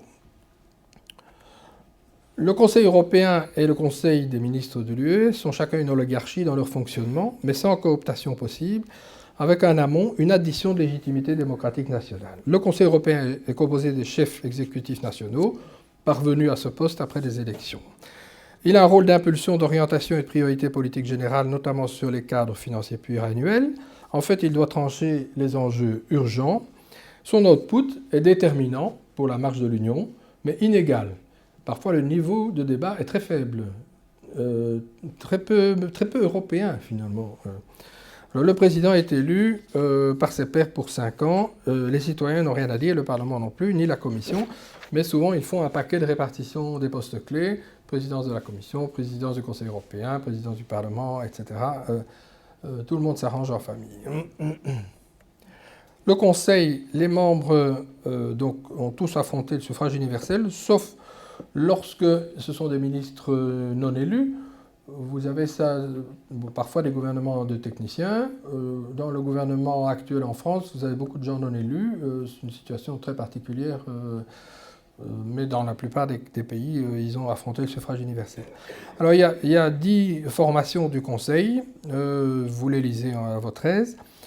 Il y a une présidence semestrielle rotative, donc la présidence du Conseil va tour à tour à un État membre. Mais pour la présidence du Conseil Affaires étrangères, la situation est un peu spéciale, puisque c'est la haute représentante et vice-présidente, haute représentante pour la politique extérieure et de sécurité, et qui est en même temps vice-présidente de la Commission, Mme Mogherini, qui préside les travaux du Conseil des ministres. C'est quelqu'un de la Commission qui préside les travaux du Conseil. Dans les autres cas, c'est un ministre. Au final, grâce à son spectre très large, puisqu'il touche aussi à d'autres domaines que le Parlement, il a davantage de pouvoir que le Parlement. Signalons un régime spécial pour la zone euro, dont on parle beaucoup aussi d'un point de vue démocratique. Qu'est-ce qui se passe? C'est que il y a 19 membres de la zone euro, 19 pays qui ont l'euro. Les ministres des Finances de ces pays, plus le vice-président de la Commission, plus le gouverneur de la Banque centrale, se réunissent informellement, disent les traités, constituant l'Eurogroupe mentionné dans le traité et objet d'un protocole spécial. Le président est élu pour 2 ans et demi à la majorité. La transparence est faible, mais l'output est déterminant. Formellement, les décisions générées par l'Eurogroupe sont prises par le Conseil économie et finances à la majorité qualifiée. Les États qui ne sont pas dans la zone euro ne participent pas au vote. Mais les décisions ont été prémâchées dans l'Eurogroupe. Ce sont les mêmes qui viennent voter ce qu'ils ont décidé dans l'autre enceinte. D'accord?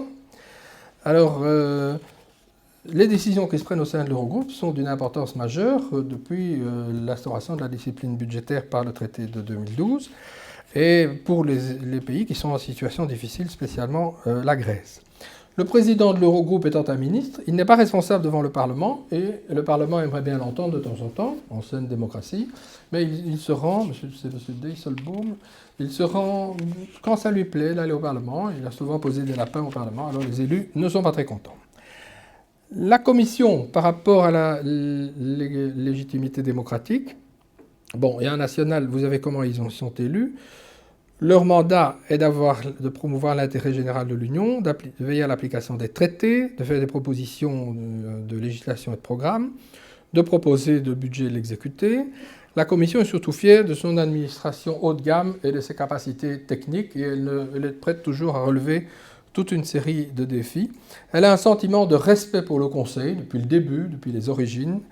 Déjà dans les fins des années 60, les politologues disaient oui, la Commission est devenue l'honnête courtier entre les États membres. C'est une expression un peu méchante, mais c'est surtout depuis le traité de Maastricht que moi j'ai travaillé avant et après Maastricht dans la Commission, j'ai senti la différence. Le Parlement est vraiment pris au sérieux depuis qu'il a un pouvoir de codécision. Et c'est typiquement une institution qui défend sa légitimité par des résultats, output legitimacy, où vous le voyez d'ailleurs dans les déclarations publiques. Alors je voudrais dire un mot pour terminer cette partie-là sur les parlements nationaux.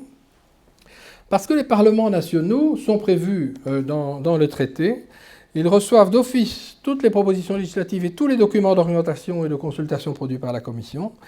Ils sont associés à l'évaluation d'Eurojust. Ils peuvent activer une sonnette d'alarme. Si plusieurs parlements se regroupent, ils peuvent activer une sonnette d'alarme si le projet est jugé incompatible avec le principe de subsidiarité, qui est un principe cœur inscrit dans les traités depuis 25 ans. Et il s'exprime dans des réunions semestrielles dont vous n'entendez pas souvent parler au sein de la COSAC, la conférence des parlementaires de l'Union européenne, où ils ont le droit même de faire des propositions aux institutions et bien sûr, ils ratifient ou non les traités. Et ça descend jusqu'au niveau infranational en Belgique. Donc, lorsqu'on dit que les parlements nationaux n'ont rien à dire dans le système institutionnel, c'est un peu exagéré. C'est un peu exagéré. Ce ne sont pas les moteurs, mais ils ont quand même quelque chose à dire. J'arrive à ma troisième partie. Visite d'un malaise profond. Je vais diagnostiquer, selon moi, ce qui est général dans les démocraties occidentales, donc les pays de l'Union, et puis ce qui est spécifique à l'Union européenne. Alors là, je voudrais aller assez vite, parce que ce sont des choses que vous avez déjà entendues. Il y a un malaise qui est dû au contexte de la démocratie. Je pense que la mondialisation est perçue par les gens comme l'impuissance des politiques. C'est à ce niveau que les politiques démontrent leur impuissance, et donc que la politique fait problème comme ça aussi. L'accroissement des écarts de richesse, le chômage de masse, la précarisation, la fraude fiscale, le déclin des structures d'inclusion, la panne de l'ascenseur social, le sentiment d'une inégalité organisée sont des phénomènes assez répandus et je ne vous apprends rien.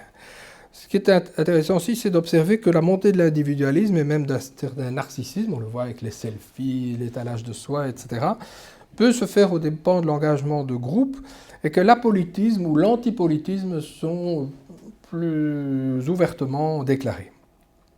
D'autres facteurs de malaise sont le sentiment d'insécurité à cause du terrorisme, le fait que le Parlement n'ait pas beaucoup de poids comparativement aux exécutifs, les phénomènes de corruption, le discrédit des partis, la classe politique qui est ressentie comme un système clos, le communautarisme, les tensions entre communautés, une certaine théâtralisation de la lutte politique par les médias aux dépens du fond, un agenda politique bousculé par l'émotionnel. Les instituts de sondage aussi observent une imprévisibilité croissante des comportements des électeurs, et aussi même des dirigeants, mais surtout des électeurs. C'est pour ça que les sondages se plantent souvent. Parce que les comportements deviennent beaucoup plus imprévisibles. Dans les hautes sphères de l'économie, les gens qui se réunissent à Davos, dans le groupe Bilderberg, etc., peuvent considérer les politiciens comme un mal nécessaire, mais ils sont à un autre niveau. Ils réfléchissent à l'avenir du monde, et donc ils s'accommodent de la démocratie, mais ils sont de facto dans une mentalité que je qualifierais post-démocratique. Et en bas, vous avez une mentalité anti-élite, anti-système, avec la montée du populisme et aussi du complotisme. On nous cache des choses. Il y a des tas de choses qui sont fausses. Il y a un progrès des fake news, formidable. Il y a des progrès fulgurants de la démagogie avec, et vous le constatez, l'élection de personnalités dangereuses, incompétentes ou imprévisibles. Je ne citerai pas de nom. Et on voit aussi l'émergence de démocrature. C'est un mélange, on sauve les apparences de la démocratie, mais en fait, le chef est là, et il tient bien le système, etc. C'est difficile à appréhender, mais ça peut diffuser une image de réussite. Et vous voyez que la Russie et la Turquie sont des pays qui correspondent à ce profil, mais qui se présentent comme des modèles de demain et qui se mêlent de nos affaires. M. Erdogan vient parler dans nos pays, il traite les dirigeants de ceci ou cela, M. Poutine subventionne les partis d'extrême droite, etc. Donc c'est un phénomène. Les intellectuels font des critiques publiques sur le fonctionnement de la démocratie, mais rarement en faisant de contre-propositions. Et je terminerai par un diagnostic de Marcel Gauchet. la difficulté croissante des individus et des groupes à se représenter le monde. Le monde devient de plus en plus illisible.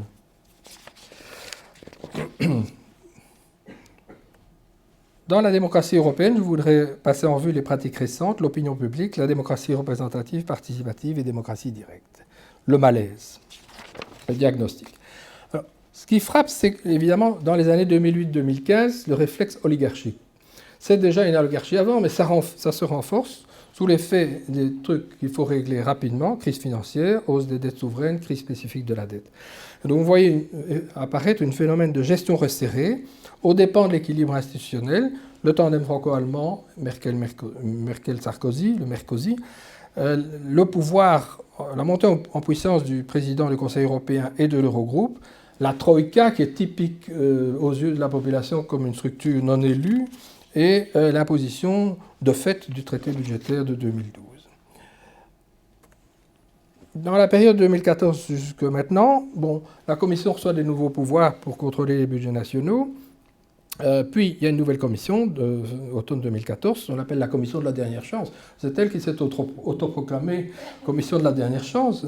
Elle veut reprendre la main en faisant un peu autre chose que du tour de vis, et faire de la relance des investissements, un embryon de politique sociale, mais attention, on se retient jusqu'au référendum britannique. Le tout dans un cadre budgétaire qui n'a pas été augmenté, c'est grosso modo le même, imposé par les États membres pour 7 ans. L'activité législative se ralentit, la Commission est persuadée qu'on légifère trop, donc on légifère un peu moins, donc il y a moins de travail pour le Parlement. Et donc finalement la situation devient assez bizarre. Les pays en déficit ont des devoirs, on le rappelle régulièrement. Ceux qui sont en excédent n'en ont pas vis-à-vis de la collectivité. La zone euro reste bancale. Et ensuite, les dirigeants seront débordés par la crise migratoire et le Brexit, deux choses qu'ils n'ont pas vu venir. Alors, je synthétise ici certaines analyses de politistes, économistes, qui me paraissent... Enfin, il y a certainement d'autres choses à lire. Le système stagne par la recherche du consensus et un budget étriqué. L'absence de combat politique au niveau européen est un facteur de dépolitisation au profit d'une logique technicienne. L'idéologie du marché et la compétitivité s'étend, la responsabilisation du politique décline. C'est la faute à l'Europe. Mais c'est qui l'Europe? C'est quand même vous, quelque part. Le contrôle et la règle prévalent sur le projet et la créativité. On pense en sortir avec de plus en plus de règles et la Commission fait respecter les règles, d'abord. Les politiques dominantes ne correspondent pas nécessairement aux citoyens, aux besoins objectifs de l'époque. Les hauts dirigeants n'ont pas de vision commune de l'avenir de l'Union et évitent d'en discuter. L'oligarchie affiche ainsi sa propre crise. Pas de discussion au sein du Conseil européen sur ce que doit être l'Union à moyen ou à long terme. C'est quand même fabuleux, fabuleux. L'Allemagne est accusée de sa surpuissance sans proposer de justes solutions. Alors, je vous ai fait un petit schéma qui vaut ce qu'il vaut. Vous avez quand même, du côté du cœur de pouvoir européen, les politiques d'austérité budgétaire, monétaire, concurrence commerciale, le cœur du pouvoir national, emploi, inclusion sociale, etc. Alors on dit, oh, ça quand même contradictoire, on pourrait peut-être modifier un peu ça. Alors non, tout le monde s'interdit d'envisager une revision des traités pour essayer, par exemple, de progresser dans l'harmonisation de la politique fiscale ou dans la politique sociale, etc. Alors, les sondages, c'est intéressant. L'opinion publique sonne le tocsin. Sondage Eurobaromètre. Réponse à l'affirmation. Ma voix compte dans l'Union européenne. Moyenne européenne. Non. 52%. Non. Alors, je ne sais pas si c'est assez clair. Ce qui est non, c'est en rouge sur ces diagrammes. Ce qui est oui, c'est en bleu. Et vous voyez la ventilation par pays. C'est peut-être difficile à voir à l'écran, mais disons que ceux qui sont le plus convaincus que leur voix compte sont les Danois, les Suédois et les Allemands, et ceux qui sont les moins d'accord sont les Grecs et les Chypriotes. Le non l'emporte dans 16 pays sur 28. Autre sondage. Ici, vous voyez l'image que vous avez de l'Union européenne, de 2006 à 2017. Alors, je vais prendre le pointeur, parce que ici, on est en 2013-2014, vous voyez qu'il y a également autant de gens qui ont une mauvaise image que de gens qui ont une bonne image. Il y a longtemps, en 2006, Il y avait beaucoup qui avaient une bonne image, pas tellement qui avaient une mauvaise image. Alors là, panique à bord, et puis ça se redresse un petit peu, et puis ça retombe, et maintenant ça vient de remonter, sans doute grâce au Brexit, parce qu'on a observé qu'il y a une prise de conscience sur l'Europe continentale que tout compte fait vaut quand même mieux être dans l'Union européenne, et on voit les difficultés qu'ils ont, les comportements qu'ils ont, etc. Donc, le total des images positives est de 40% au printemps 2007 dans l'Eurobaromètre, en progrès, et le total des opinions négatives est pour le moment en régression. Les plus négatifs sont les Grecs, les Tchèques, les Autrichiens et les Britanniques.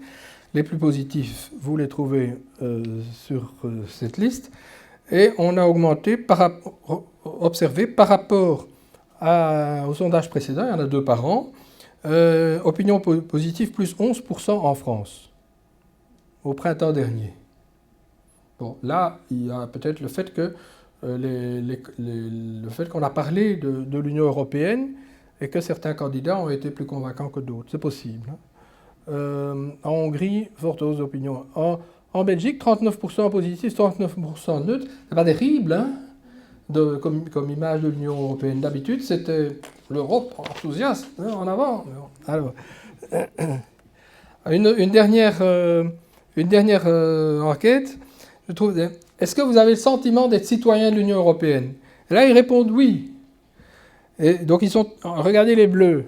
Hein, donc, c'est quand même une belle moyenne. C'est ce qui est le plus encourageant. Bon, l'Union européenne, la moyenne européenne est ici. Donc, les oui emportent lentement sur les non. Alors, ceux qui ont le plus ce sentiment sont les Luxembourgeois, les Irlandais et les Allemands. Et donc on se trouve dans une situation où les gens ont compris qu'ils sont citoyens de l'Union européenne, avec des degrés divers selon les pays. Ils ont ce sentiment, globalement. Mais maintenant, ils n'ont pas du tout l'impression que leur voix compte dans le système et leur image des institutions fluctue en fonction des circonstances. Le drame du Parlement européen. Un Parlement européen en perte de légitimité, par la faute de 4 acteurs. Les partis. Pourquoi? Parce que les partis, à part quelques personnalités incontournables comme des anciens premiers ministres très engagés, type Verhofstadt, etc., les partis mettent sur les listes pour les élections européennes des gens qu'ils ont envie d'éloigner. Et les capacités européennes ne comptent pas tellement. Et ensuite, ils font ça dans une logique nationale, puisque chaque parti national prépare les listes pour les élections européennes dans le pays. Il y a parfois des gens qui sont élus au Parlement européen et qui ne siègent pas un jour après avoir été élus, parce qu'ils sont nommés ministres au niveau régional ou quoi. Il y a un cas important. Les parlementaires, j'ai rencontré récemment, je suis bien sûr les activités du Parlement, j'ai rencontré récemment quelqu'un qui connaît très bien le milieu, je dis, à votre avis, sur les 750, combien travaillent vraiment pour l'Union européenne, pour le bien de l'Union européenne? Il me répond la moitié. Qu'est-ce qu'ils font l'autre moitié? Ah, ils viennent préparer leur carrière nationale pour le futur, ou bien ils viennent pour saboter l'Union européenne. Dans ceux qui veulent travailler, il y a des gens qui travaillent beaucoup, qui mettent la main dans le cambouis, qui s'investissent dans des sujets très techniques, la politique de recherche, la politique agricole, le budget, qui sont redoutés même, comme à la commission de contrôle budgétaire, etc. Il y en a qui s'investissent dans la politique extérieure, qui font des beaux voyages, etc. Mais qu'est-ce qu'ils font pour faire savoir à leurs électeurs ce qu'ils font au Parlement européen? Bon, il y en a peu qui tiennent un bloc, que je sache, ils devraient faire une newsletter au moins hebdomadaire, mais ils se déconnectent aussi eux-mêmes. Troisièmement, les médias. Les médias ne suivent pas les activités du Parlement européen, sauf circonstances exceptionnelles, sauf si c'est théâtral, sauf s'il y a une injure, ou s'il y a un discours pathétique, etc. Mais les journaux, la presse quotidienne, par exemple, pourraient faire beaucoup mieux pour évaluer la performance des parlementaires, le jeu politique qui s'y déroule, etc. Et alors, le comble, c'est avant les élections européennes, tous les médias ne sont pas convaincus qu'il faut en parler. En 2014, en Belgique, le patron d'RTL a dit « Nous ne parlerons pas des élections européennes, ça n'intéresse pas les gens ». C'est fort, hein? C'est fort quand même. Hein? Et les citoyens, les citoyens sont un peu paresseux quand même. Hein? S'ils veulent exercer leur droit de citoyen, ils doivent en profiter. Or, vous allez voir que le déclin de la participation aux élections européennes est constant. Enfin, il s'est à peu près stabilisé récemment, mais c'est un lent et majestueux déclin de participation. Le vote n'est pas obligatoire partout. Hein. Ici, vous voyez la carte d'abstention aux élections européennes de 2014. Ce qui est en rouge foncé, c'est de 60 à 75% d'abstention. Plus de 75% d'abstention, vous le trouvez en Pologne, en Slovaquie, en République tchèque et en Slovaquie et en Pologne. Vous le trouvez aussi en Croatie, alors qu'ils avaient adhéré par référendum assez enthousiaste. Slovénie, pardon. Et vous voyez aussi, bon, c'est normal qu'en Grande-Bretagne, vous ayez un taux très faible, mais enfin, c'est dommage qu'il soit si faible aussi dans d'autres pays. Donc la situation, si j'ose dire, n'est pas rose. Alors, une autre question. Alors, dans les démocraties nationales, il y a régulièrement des sondages, des enquêtes d'opinion pour mesurer le soutien que conservent éventuellement les principaux acteurs. Ça, vous savez tous. En France, il y en a toutes les semaines. Alors, qu'en est-il du président du Conseil européen, du président de la Commission, du président du Parlement, le chef de groupe, etc. Zéro. L'Union européenne, dans l'outil qu'elle a, l'Eurobaromètre, ne fait pas d'enquête de popularité personnelle de ses dirigeants. Elle ne veut rien en savoir. Et aucun institut de sondage ne s'est aventuré là-dedans. Et en plus, personne ne s'en plaint. Après, on s'étonne que l'Europe soit perçue comme quelque chose d'impersonnel, etc. Non, ce sont des dirigeants politiques. On a quand même le droit de mesurer leur degré d'audience et de sympathie. En ce qui concerne la démocratie participative, la déconvenue est grande parce qu'il y a un comité économique et social européen qui fait un travail constant pour donner des avis, et sérieusement, dans l'indifférence générale des médias et l'ignorance des peuples. La transparence a progressé, mais a quand même beaucoup d'impression que certains lobbies sont plus influents que d'autres. Vous voyez ça quand vous recevez des pétitions Monsanto, etc. Beaucoup de négociations, y compris avec le Parlement, se font à huis clos pour obtenir des accords. Et les citoyens estiment que l'efficacité de leur engagement diminue avec le niveau du pouvoir politique qu'ils visent. Alors l'initiative citoyenne européenne, dont je vous ai déjà parlé comment elle marchait, la situation est la suivante. La Commission a refusé 21 demandes d'enregistrement. 2 refus ont été invalidés par le tribunal de l'Union européenne. Donc il y a des groupes qui ont Stop TTIP et Minority Safe Pact pour la diversité sont allés en cour de justice. La cour de justice leur a donné raison. Et donc l'initiative est réenregistrée. 20 n'ont pas eu assez de signatures, 11 sont en cours de collecte ou viennent de clôturer, dont une contre le glyphosate. 3, si vous allez sur le site de la Commission, vous en trouvez 3 considérés comme réussis. L'eau est un droit humain, un bien public. La Commission a annoncé une révision de la directive eau potable et différentes mesures. Très bien. Un de nous, pour la protection de l'embryon, la Commission a décidé de ne pas légiférer. Et Stop Vivisection, la Commission a considéré que la législation est jugée insuffisante. Donc sur 23 initiatives citoyennes européennes, qui ont impliqué plus de 8 millions de citoyens d'une manière ou d'une autre, qui y croyaient, eh bien, il y en a une seule qui a débouché sur une véritable initiative législative, donc une émotion du Parlement européen, du médiateur, et la Commission maintenant vient de déposer une proposition de modification du règlement pour faciliter l'initiative. La démocratie directe, qu'en est-il? Eh bien, elle est assez désordonnée. La démocratie directe est possible dans certains États de l'Union européenne, non dans d'autres, mais les populations des uns et des autres sont également demanderesses. Pourquoi? Parce que quasi quotidiennement, les populations sont invitées à voter sur la toile. On vous demande de voter, on vous donne une assertion. Êtes-vous d'accord sur le dimanche en voiture? Oui, non, etc., etc. Il y en a tout plein. Alors, certains citoyens européens peuvent élire leur président au suffrage universel direct. Ça fait 11 États membres. Vous avez la liste là. Quand on parle de ça, on pense toujours à la France ou les autres. Non, une grande partie de l'Union européenne élit au suffrage universel son président. Certains citoyens peuvent se prononcer par référendum, comme on l'a vu, les autres non. Les citoyens européens qui peuvent élire directement leur président vivent dans un pays où le référendum est possible. Et aucune réflexion commune sur la démocratie directe n'a été amorcée à l'échelle de l'Union. La crainte de l'exploitation par les populistes est un argument souvent avancé. Alors, qu'est-ce que le populisme? Dirigeants populistes estiment incarner le peuple tout entier. sauf les élites et le système, parlaient en son nom, le populisme est toujours nationaliste, hostile à une autorité internationale ou supranationale. Pour rappel, première mesure d'Hitler arrivé au pouvoir en 1933, se retire de la Société des Nations. Le populisme de droite est xénophobe, nécessairement, défend un régime autoritaire, dans l'intérêt du peuple, bien entendu. Celui de gauche combat les riches.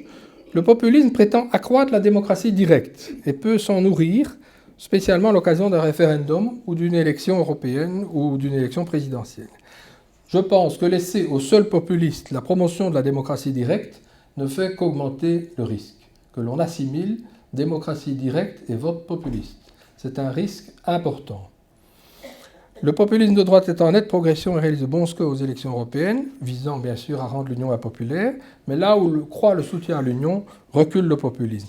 Lors des deux dernières élections présidentielles dans l'Union, en Autriche et en France, les candidats populistes présents ont été battus.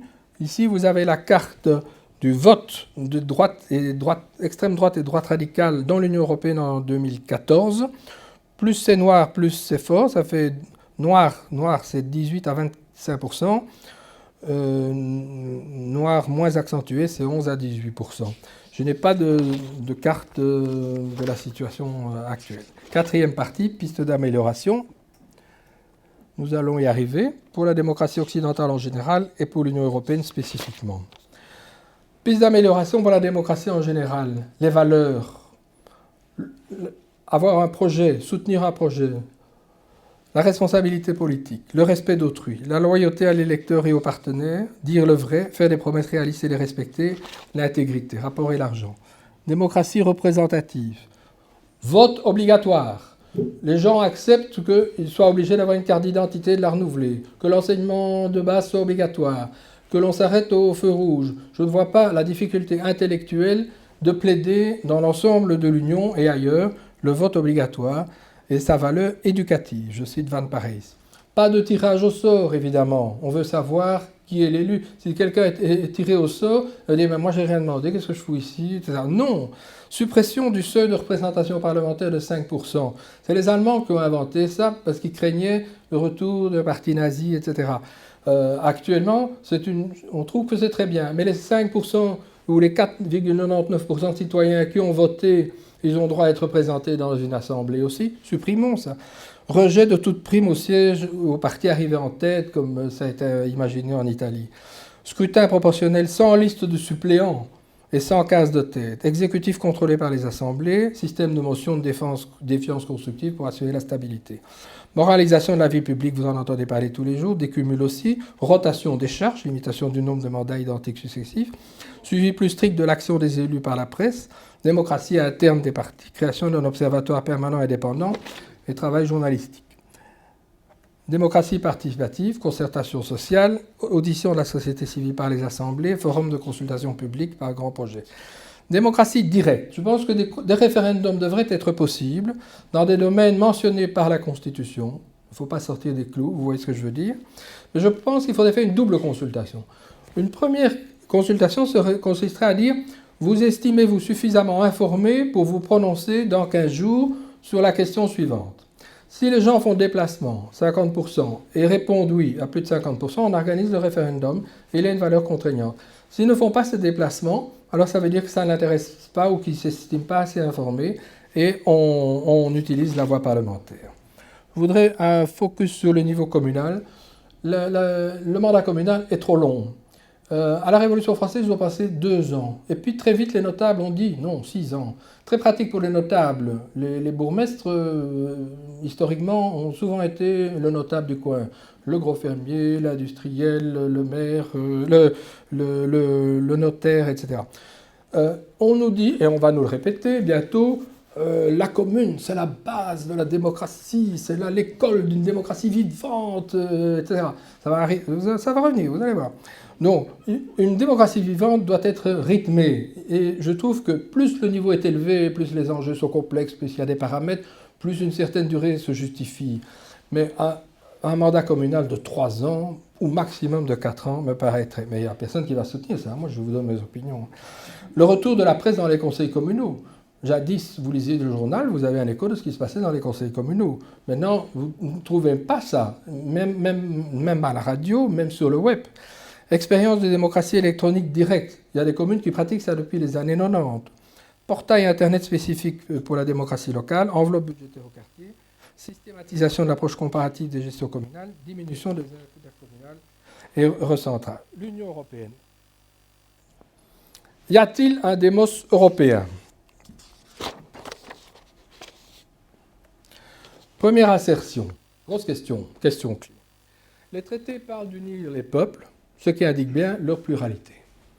Il y a donc 28, 27 bientôt peuples dans l'Union européenne, comme l'idéal démocratique habite l'Union européenne. L'expression démocratie est la seule valable et le Parlement européen l'exprime. Question. 27 bientôt ou 28 démoï, ni plus ni moins. Alors, dans quelques jours, il y a des gens qui vont se rendre dans des conditions très difficiles pour aller voter pour un référendum d'autonomie. Je veux parler des Catalans. Demos, les Catalans? Pas Demos? Quel est le critère? Peut-on dater le début de l'existence d'un démos? Le démos français commence quand? Henri IV? Louis XIV? Révolution française? Annexion de la Savoie? Bon, quelle conclusion en tirer? Est-il possible de se sentir appartenant à plus d'un démos? Par exemple, une démocratie multiniveau, comme dans les États fédéraux, subvertit-elle le concept de démos? Assertion 2, réponse à ces questions. Le démos est le résultat d'une volonté collective et d'un sentiment d'appartenance, d'identification, même avant que sa souveraineté s'exprime par voie élective. Donc la nation française existait avant que le suffrage universel existe. L'État moderne affirme l'unité et l'individualité du démos et les confirme chaque jour après jour. L'Union européenne est une union démocratique, ni plus ni moins. Assertion 3. L'Union européenne n'est pas un espace de délibération collective et d'égalité des suffrages, elle n'est donc pas une démocratie. Démonstration. Article 9. Dans toutes ses activités, l'Union respecte le principe de l'égalité des citoyens. Lisez le traité de Lisbonne. Article 9, traité de l'Union européenne. À l'article 10, les citoyens sont directement représentés au niveau de l'Union, au Parlement européen. Problème, cette représentation est fondée sur une répartition des sièges entre États, article 14, qui ne respecte pas l'égalité des suffrages, et contredit l'article 9. Alors, je vous sers une pièce, un joyau, la décision de la Cour constitutionnelle allemande de Karlsruhe du 20 juin 2009. La représentation des citoyens au sein du Parlement européen est attachée non pas à l'égalité des citoyens de l'Union, mais à la nationalité. Un critère qui, en tant que tel, constitue en principe un critère de distinction absolument prohibé dans l'Union européenne. Effectivement, toute la jurisprudence de la Cour de justice, c'est justement de ne pas permettre les discriminations selon la nationalité, accès aux emplois, etc.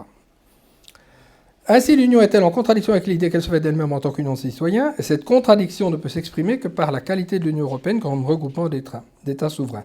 Même après l'entrée en vigueur de Lisbonne, il manque à l'Union un organe politique de décision constitué sur le fondement d'une élection au suffrage égal par tous les citoyens de l'Union et revêtu de la capacité de représentation unitaire de la volonté du peuple. Nous n'y sommes pas. Question inverse. Et si l'Union avait quand même quelque chose d'un démos? Vision de Churchill déjà, qui n'était pas fédéraliste. Zurich, 1946. Pourquoi n'y aurait-il pas un regroupement européen qui donnerait à des peuples éloignés l'un de l'autre le sentiment d'un patriotisme plus large et d'une sorte de nationalité commune?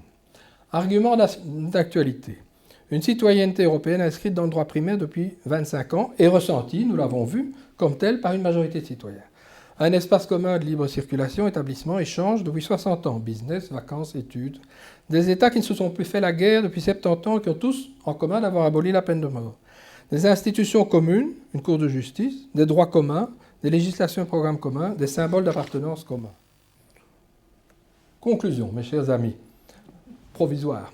En commun, ça commence à faire beaucoup. Donc, je dirais que l'Union se révèle moins qu'un démos, mais plus qu'un non-démos. Plus que le contraire d'un démos. On pourrait la qualifier de démos en gestation, encore fragile et différenciée sociologiquement et géographiquement.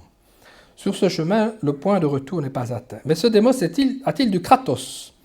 La crise de l'Union est une crise de sa démocratie. L'histoire de l'Union est jalonnée de crises et de relances. Or, la recette de la relance existe. Elle a fait ses preuves et il suffit de l'appliquer à l'enjeu démocratique. Je passe rapidement sur les fausses pistes. Refonder l'Europe autour des parlements nationaux, cacophonie assurée. Tout miser sur la zone euro, ce serait une union plus dans une union moins, avec un parlement spécial de la zone euro, un gouvernement spécial de la zone euro, un budget spécial de la zone euro, c'est une complexité institutionnelle inutile. Dépouiller l'Union européenne d'une série de compétences et les renationaliser, ok, lesquelles? Quels sont les citoyens qui vont gagner ça? L'Europe à la carte, ah oui, on entend souvent l'Europe à plusieurs vitesses, l'Europe à la carte, il faut intensifier. Regardez un peu l'Europe à la carte. Vous avez compris, l'Europe à la carte. Vous voyez clair sur la carte, vous voyez la zone euro, vous voyez ceux qui sont dans l'espace économique européen, vous voyez ceux qui sont dans l'Union européenne, vous voyez ceux qui sont dans Schengen, vous voyez ceux qui sont dans le Conseil de l'Europe. Il faut encore en compliquer un petit chouïa. La technique de la relance européenne est connue. Elle consiste à conjuguer les éléments suivants. 1. Un grand objectif d'intérêt public que tout le monde comprend. 2. Une date limite pour atteindre cet objectif en lui conférant sa pleine effectivité. 3. Un cadre juridique contraignant. 4. Un calendrier officiel spécifiant les étapes de réalisation. 5. Un accompagnement du processus par des préparatifs techniques, la communication, etc. Cette recette a déjà marché. Elle était en germe dans le traité de Rome, avec l'abolition par étapes des barrières douanières, etc. Elle se précisa pour la première élection du Parlement. Elle devient très explicite pour l'achèvement du marché intérieur et davantage encore pour la mise en œuvre de l'euro. En revanche, elle a fait défaut depuis pour d'autres éléments. Identifier un nouvel objectif d'intérêt collectif qui ranime l'intérêt des citoyens et dont la dimension politique soit évidente, telle est la tâche essentielle du moment. Elle est de salut public. Quelle est-elle? L'élection du président de l'Union au suffrage universel direct de tous les citoyens de l'Union simultanément. Réalise enfin l'égalité des suffrages, principe un homme, une voix, une personne, une voix, et donc le respect de l'égalité de traitement. Répond aux besoins de démocratie directe éprouvés par les populations, alors qu'actuellement, elles ressentent le cadre national comme plus démocratique que l'Union, puisque le référendum et la démocratie directe y sont possibles. Comment fusionner, comme l'a proposé le président Juncker devant le Parlement européen il y a 8 jours, les fonctions de président du Conseil européen et de président de la Commission. Le président de l'Union fait à la fois le job de président du Conseil européen, qui se réunit 4 fois par an, et de la Commission européenne, qui se réunit toutes les semaines. Fixer une date limite, faire coïncider cette élection dans un collège électoral unique avec les élections pour le Parlement européen. Vous connaissez les dates. Avantage, remobilisation des partis, ils sortent de leur popote nationale, regain de participation aux élections et donc de la légitimation du Parlement européen. Pourquoi? Parce que si on se déplace le même jour pour aller voter pour les députés européens et le président de l'Union, ça va donner envie quand même d'aller voter et de faire le déplacement. Et par le même coup, on vote pour le Parlement européen qui va retrouver la légitimité. Légitimité ex ante indiscutable pour la présidence du Conseil et celle du Conseil européen et celle de la Commission. Les 3 institutions sont renforcées. Le président de l'Union est crédibilisé sur la scène internationale et en interne, on réconcilie enfin dans la même personne la logique intergouvernementale et la méthode communautaire. Remède complémentaire, et j'en terminerai par là, activer la procédure de sanction pour les États membres qui ne respectent pas l'état de droit. Cessez de jumeler les élections européennes à des scrutins nationaux ou régionaux. L'Europe mérite un débat à part entière lors de ces rendez-vous démocratiques. Transparence complète de l'élaboration des listes électorales par les partis. Européaniser et responsabiliser les grands médias et instaurer un droit du citoyen à l'information européenne. Parlement européen, liste transnationale, j'espère, dès 2019 pour au moins 10% des sièges. Et plus tard, revision du mode de scrutin européen pour s'approcher de l'égalité des suffrages lors de l'élection des députés et extension de la codécision. Relance de l'initiative citoyenne européenne, peut-être en mettant le Parlement dans le coup, en lui permettant de se prononcer en cours de procédure. Respect pour les régions. Avez-vous été voir la composition du comité des régions? Ce sont des parlementaires, des conseillers communaux, ce ne sont pas des leaders des régions. Il y a quelque chose qui ne va pas. Il y a aussi une clé de répartition en faveur des petits pays. Le Luxembourg a 5 sièges au comité des régions. Est-ce que vous connaissez 5 grandes régions au Luxembourg ou 5 grandes villes? Non, mais ça n'est pas sérieux. Je crois que là, il faut revoir. Et donc, je propose à terme que les régions, et il y a un mémoire d'étudiants qui a été fait sur ce cas, les régions ne passent plus, elles sont représentées à Bruxelles, elles ne passent plus par le comité des régions. Elles ont leurs espèces de petites ambassades à Bruxelles et elles font le forcing pour avoir de l'influence sur la Commission, sur le Conseil, sur le Parlement, sans passer par le comité des régions. Donc il faudra un jour permettre l'intégration des représentants des régions dans le Conseil, qui deviendrait une chambre des États et des régions. Je signale au passage que si un pays obtient l'indépendance au sein de l'Union, qu'il est reconnu comme État, il obtient tout de suite un fauteuil au Conseil, X sièges au Parlement européen, un fauteuil à la Commission européenne et un fauteuil au Conseil européen. Si vous intégrez les régions dans le processus législatif normal, vous les ferez réfléchir autrement. Présidence de l'Eurogroupe assumée par le vice-président de la Commission en charge de l'Union économique et monétaire, responsable devant le Parlement. Une commission resserrée. On en parlait déjà lors de la Convention. Les pairs de l'Europe considéraient qu'une commission, ça doit être une équipe restreinte, soudée, très compétente. Bon. Alors, il y a une formule, moi je vous la donne pour ce qu'elle vaut. 18 membres, dont 6 commissaires et 6 commissaires adjoints, qui seraient des suppléants, chacun rattaché à un des 12 commissaires. Le président est celui de l'Union, 2 vice-présidents. Le président est remplacé par un vice-président ou par un adjoint. La composition oblige à un équilibre est-ouest et nord-sud, mais pas nécessairement une présence de tous les pays dans toutes les commissions. Alors ça fait, par exemple, dans une union à 27, vous auriez 18 États représentés, entre guillemets. Et pour consoler, le lot de consolation serait que les États non représentés dans la première législature auraient d'office droit à un commissaire dans la législature suivante. Je crois qu'il faut lancer une réflexion commune entre les États membres sur leurs dispositions constitutionnelles respectives et sur les convergences possibles sur certains points, notamment le vote obligatoire et les pratiques référendaires, et viser l'égalité de traitement entre citoyens sur ces aspects.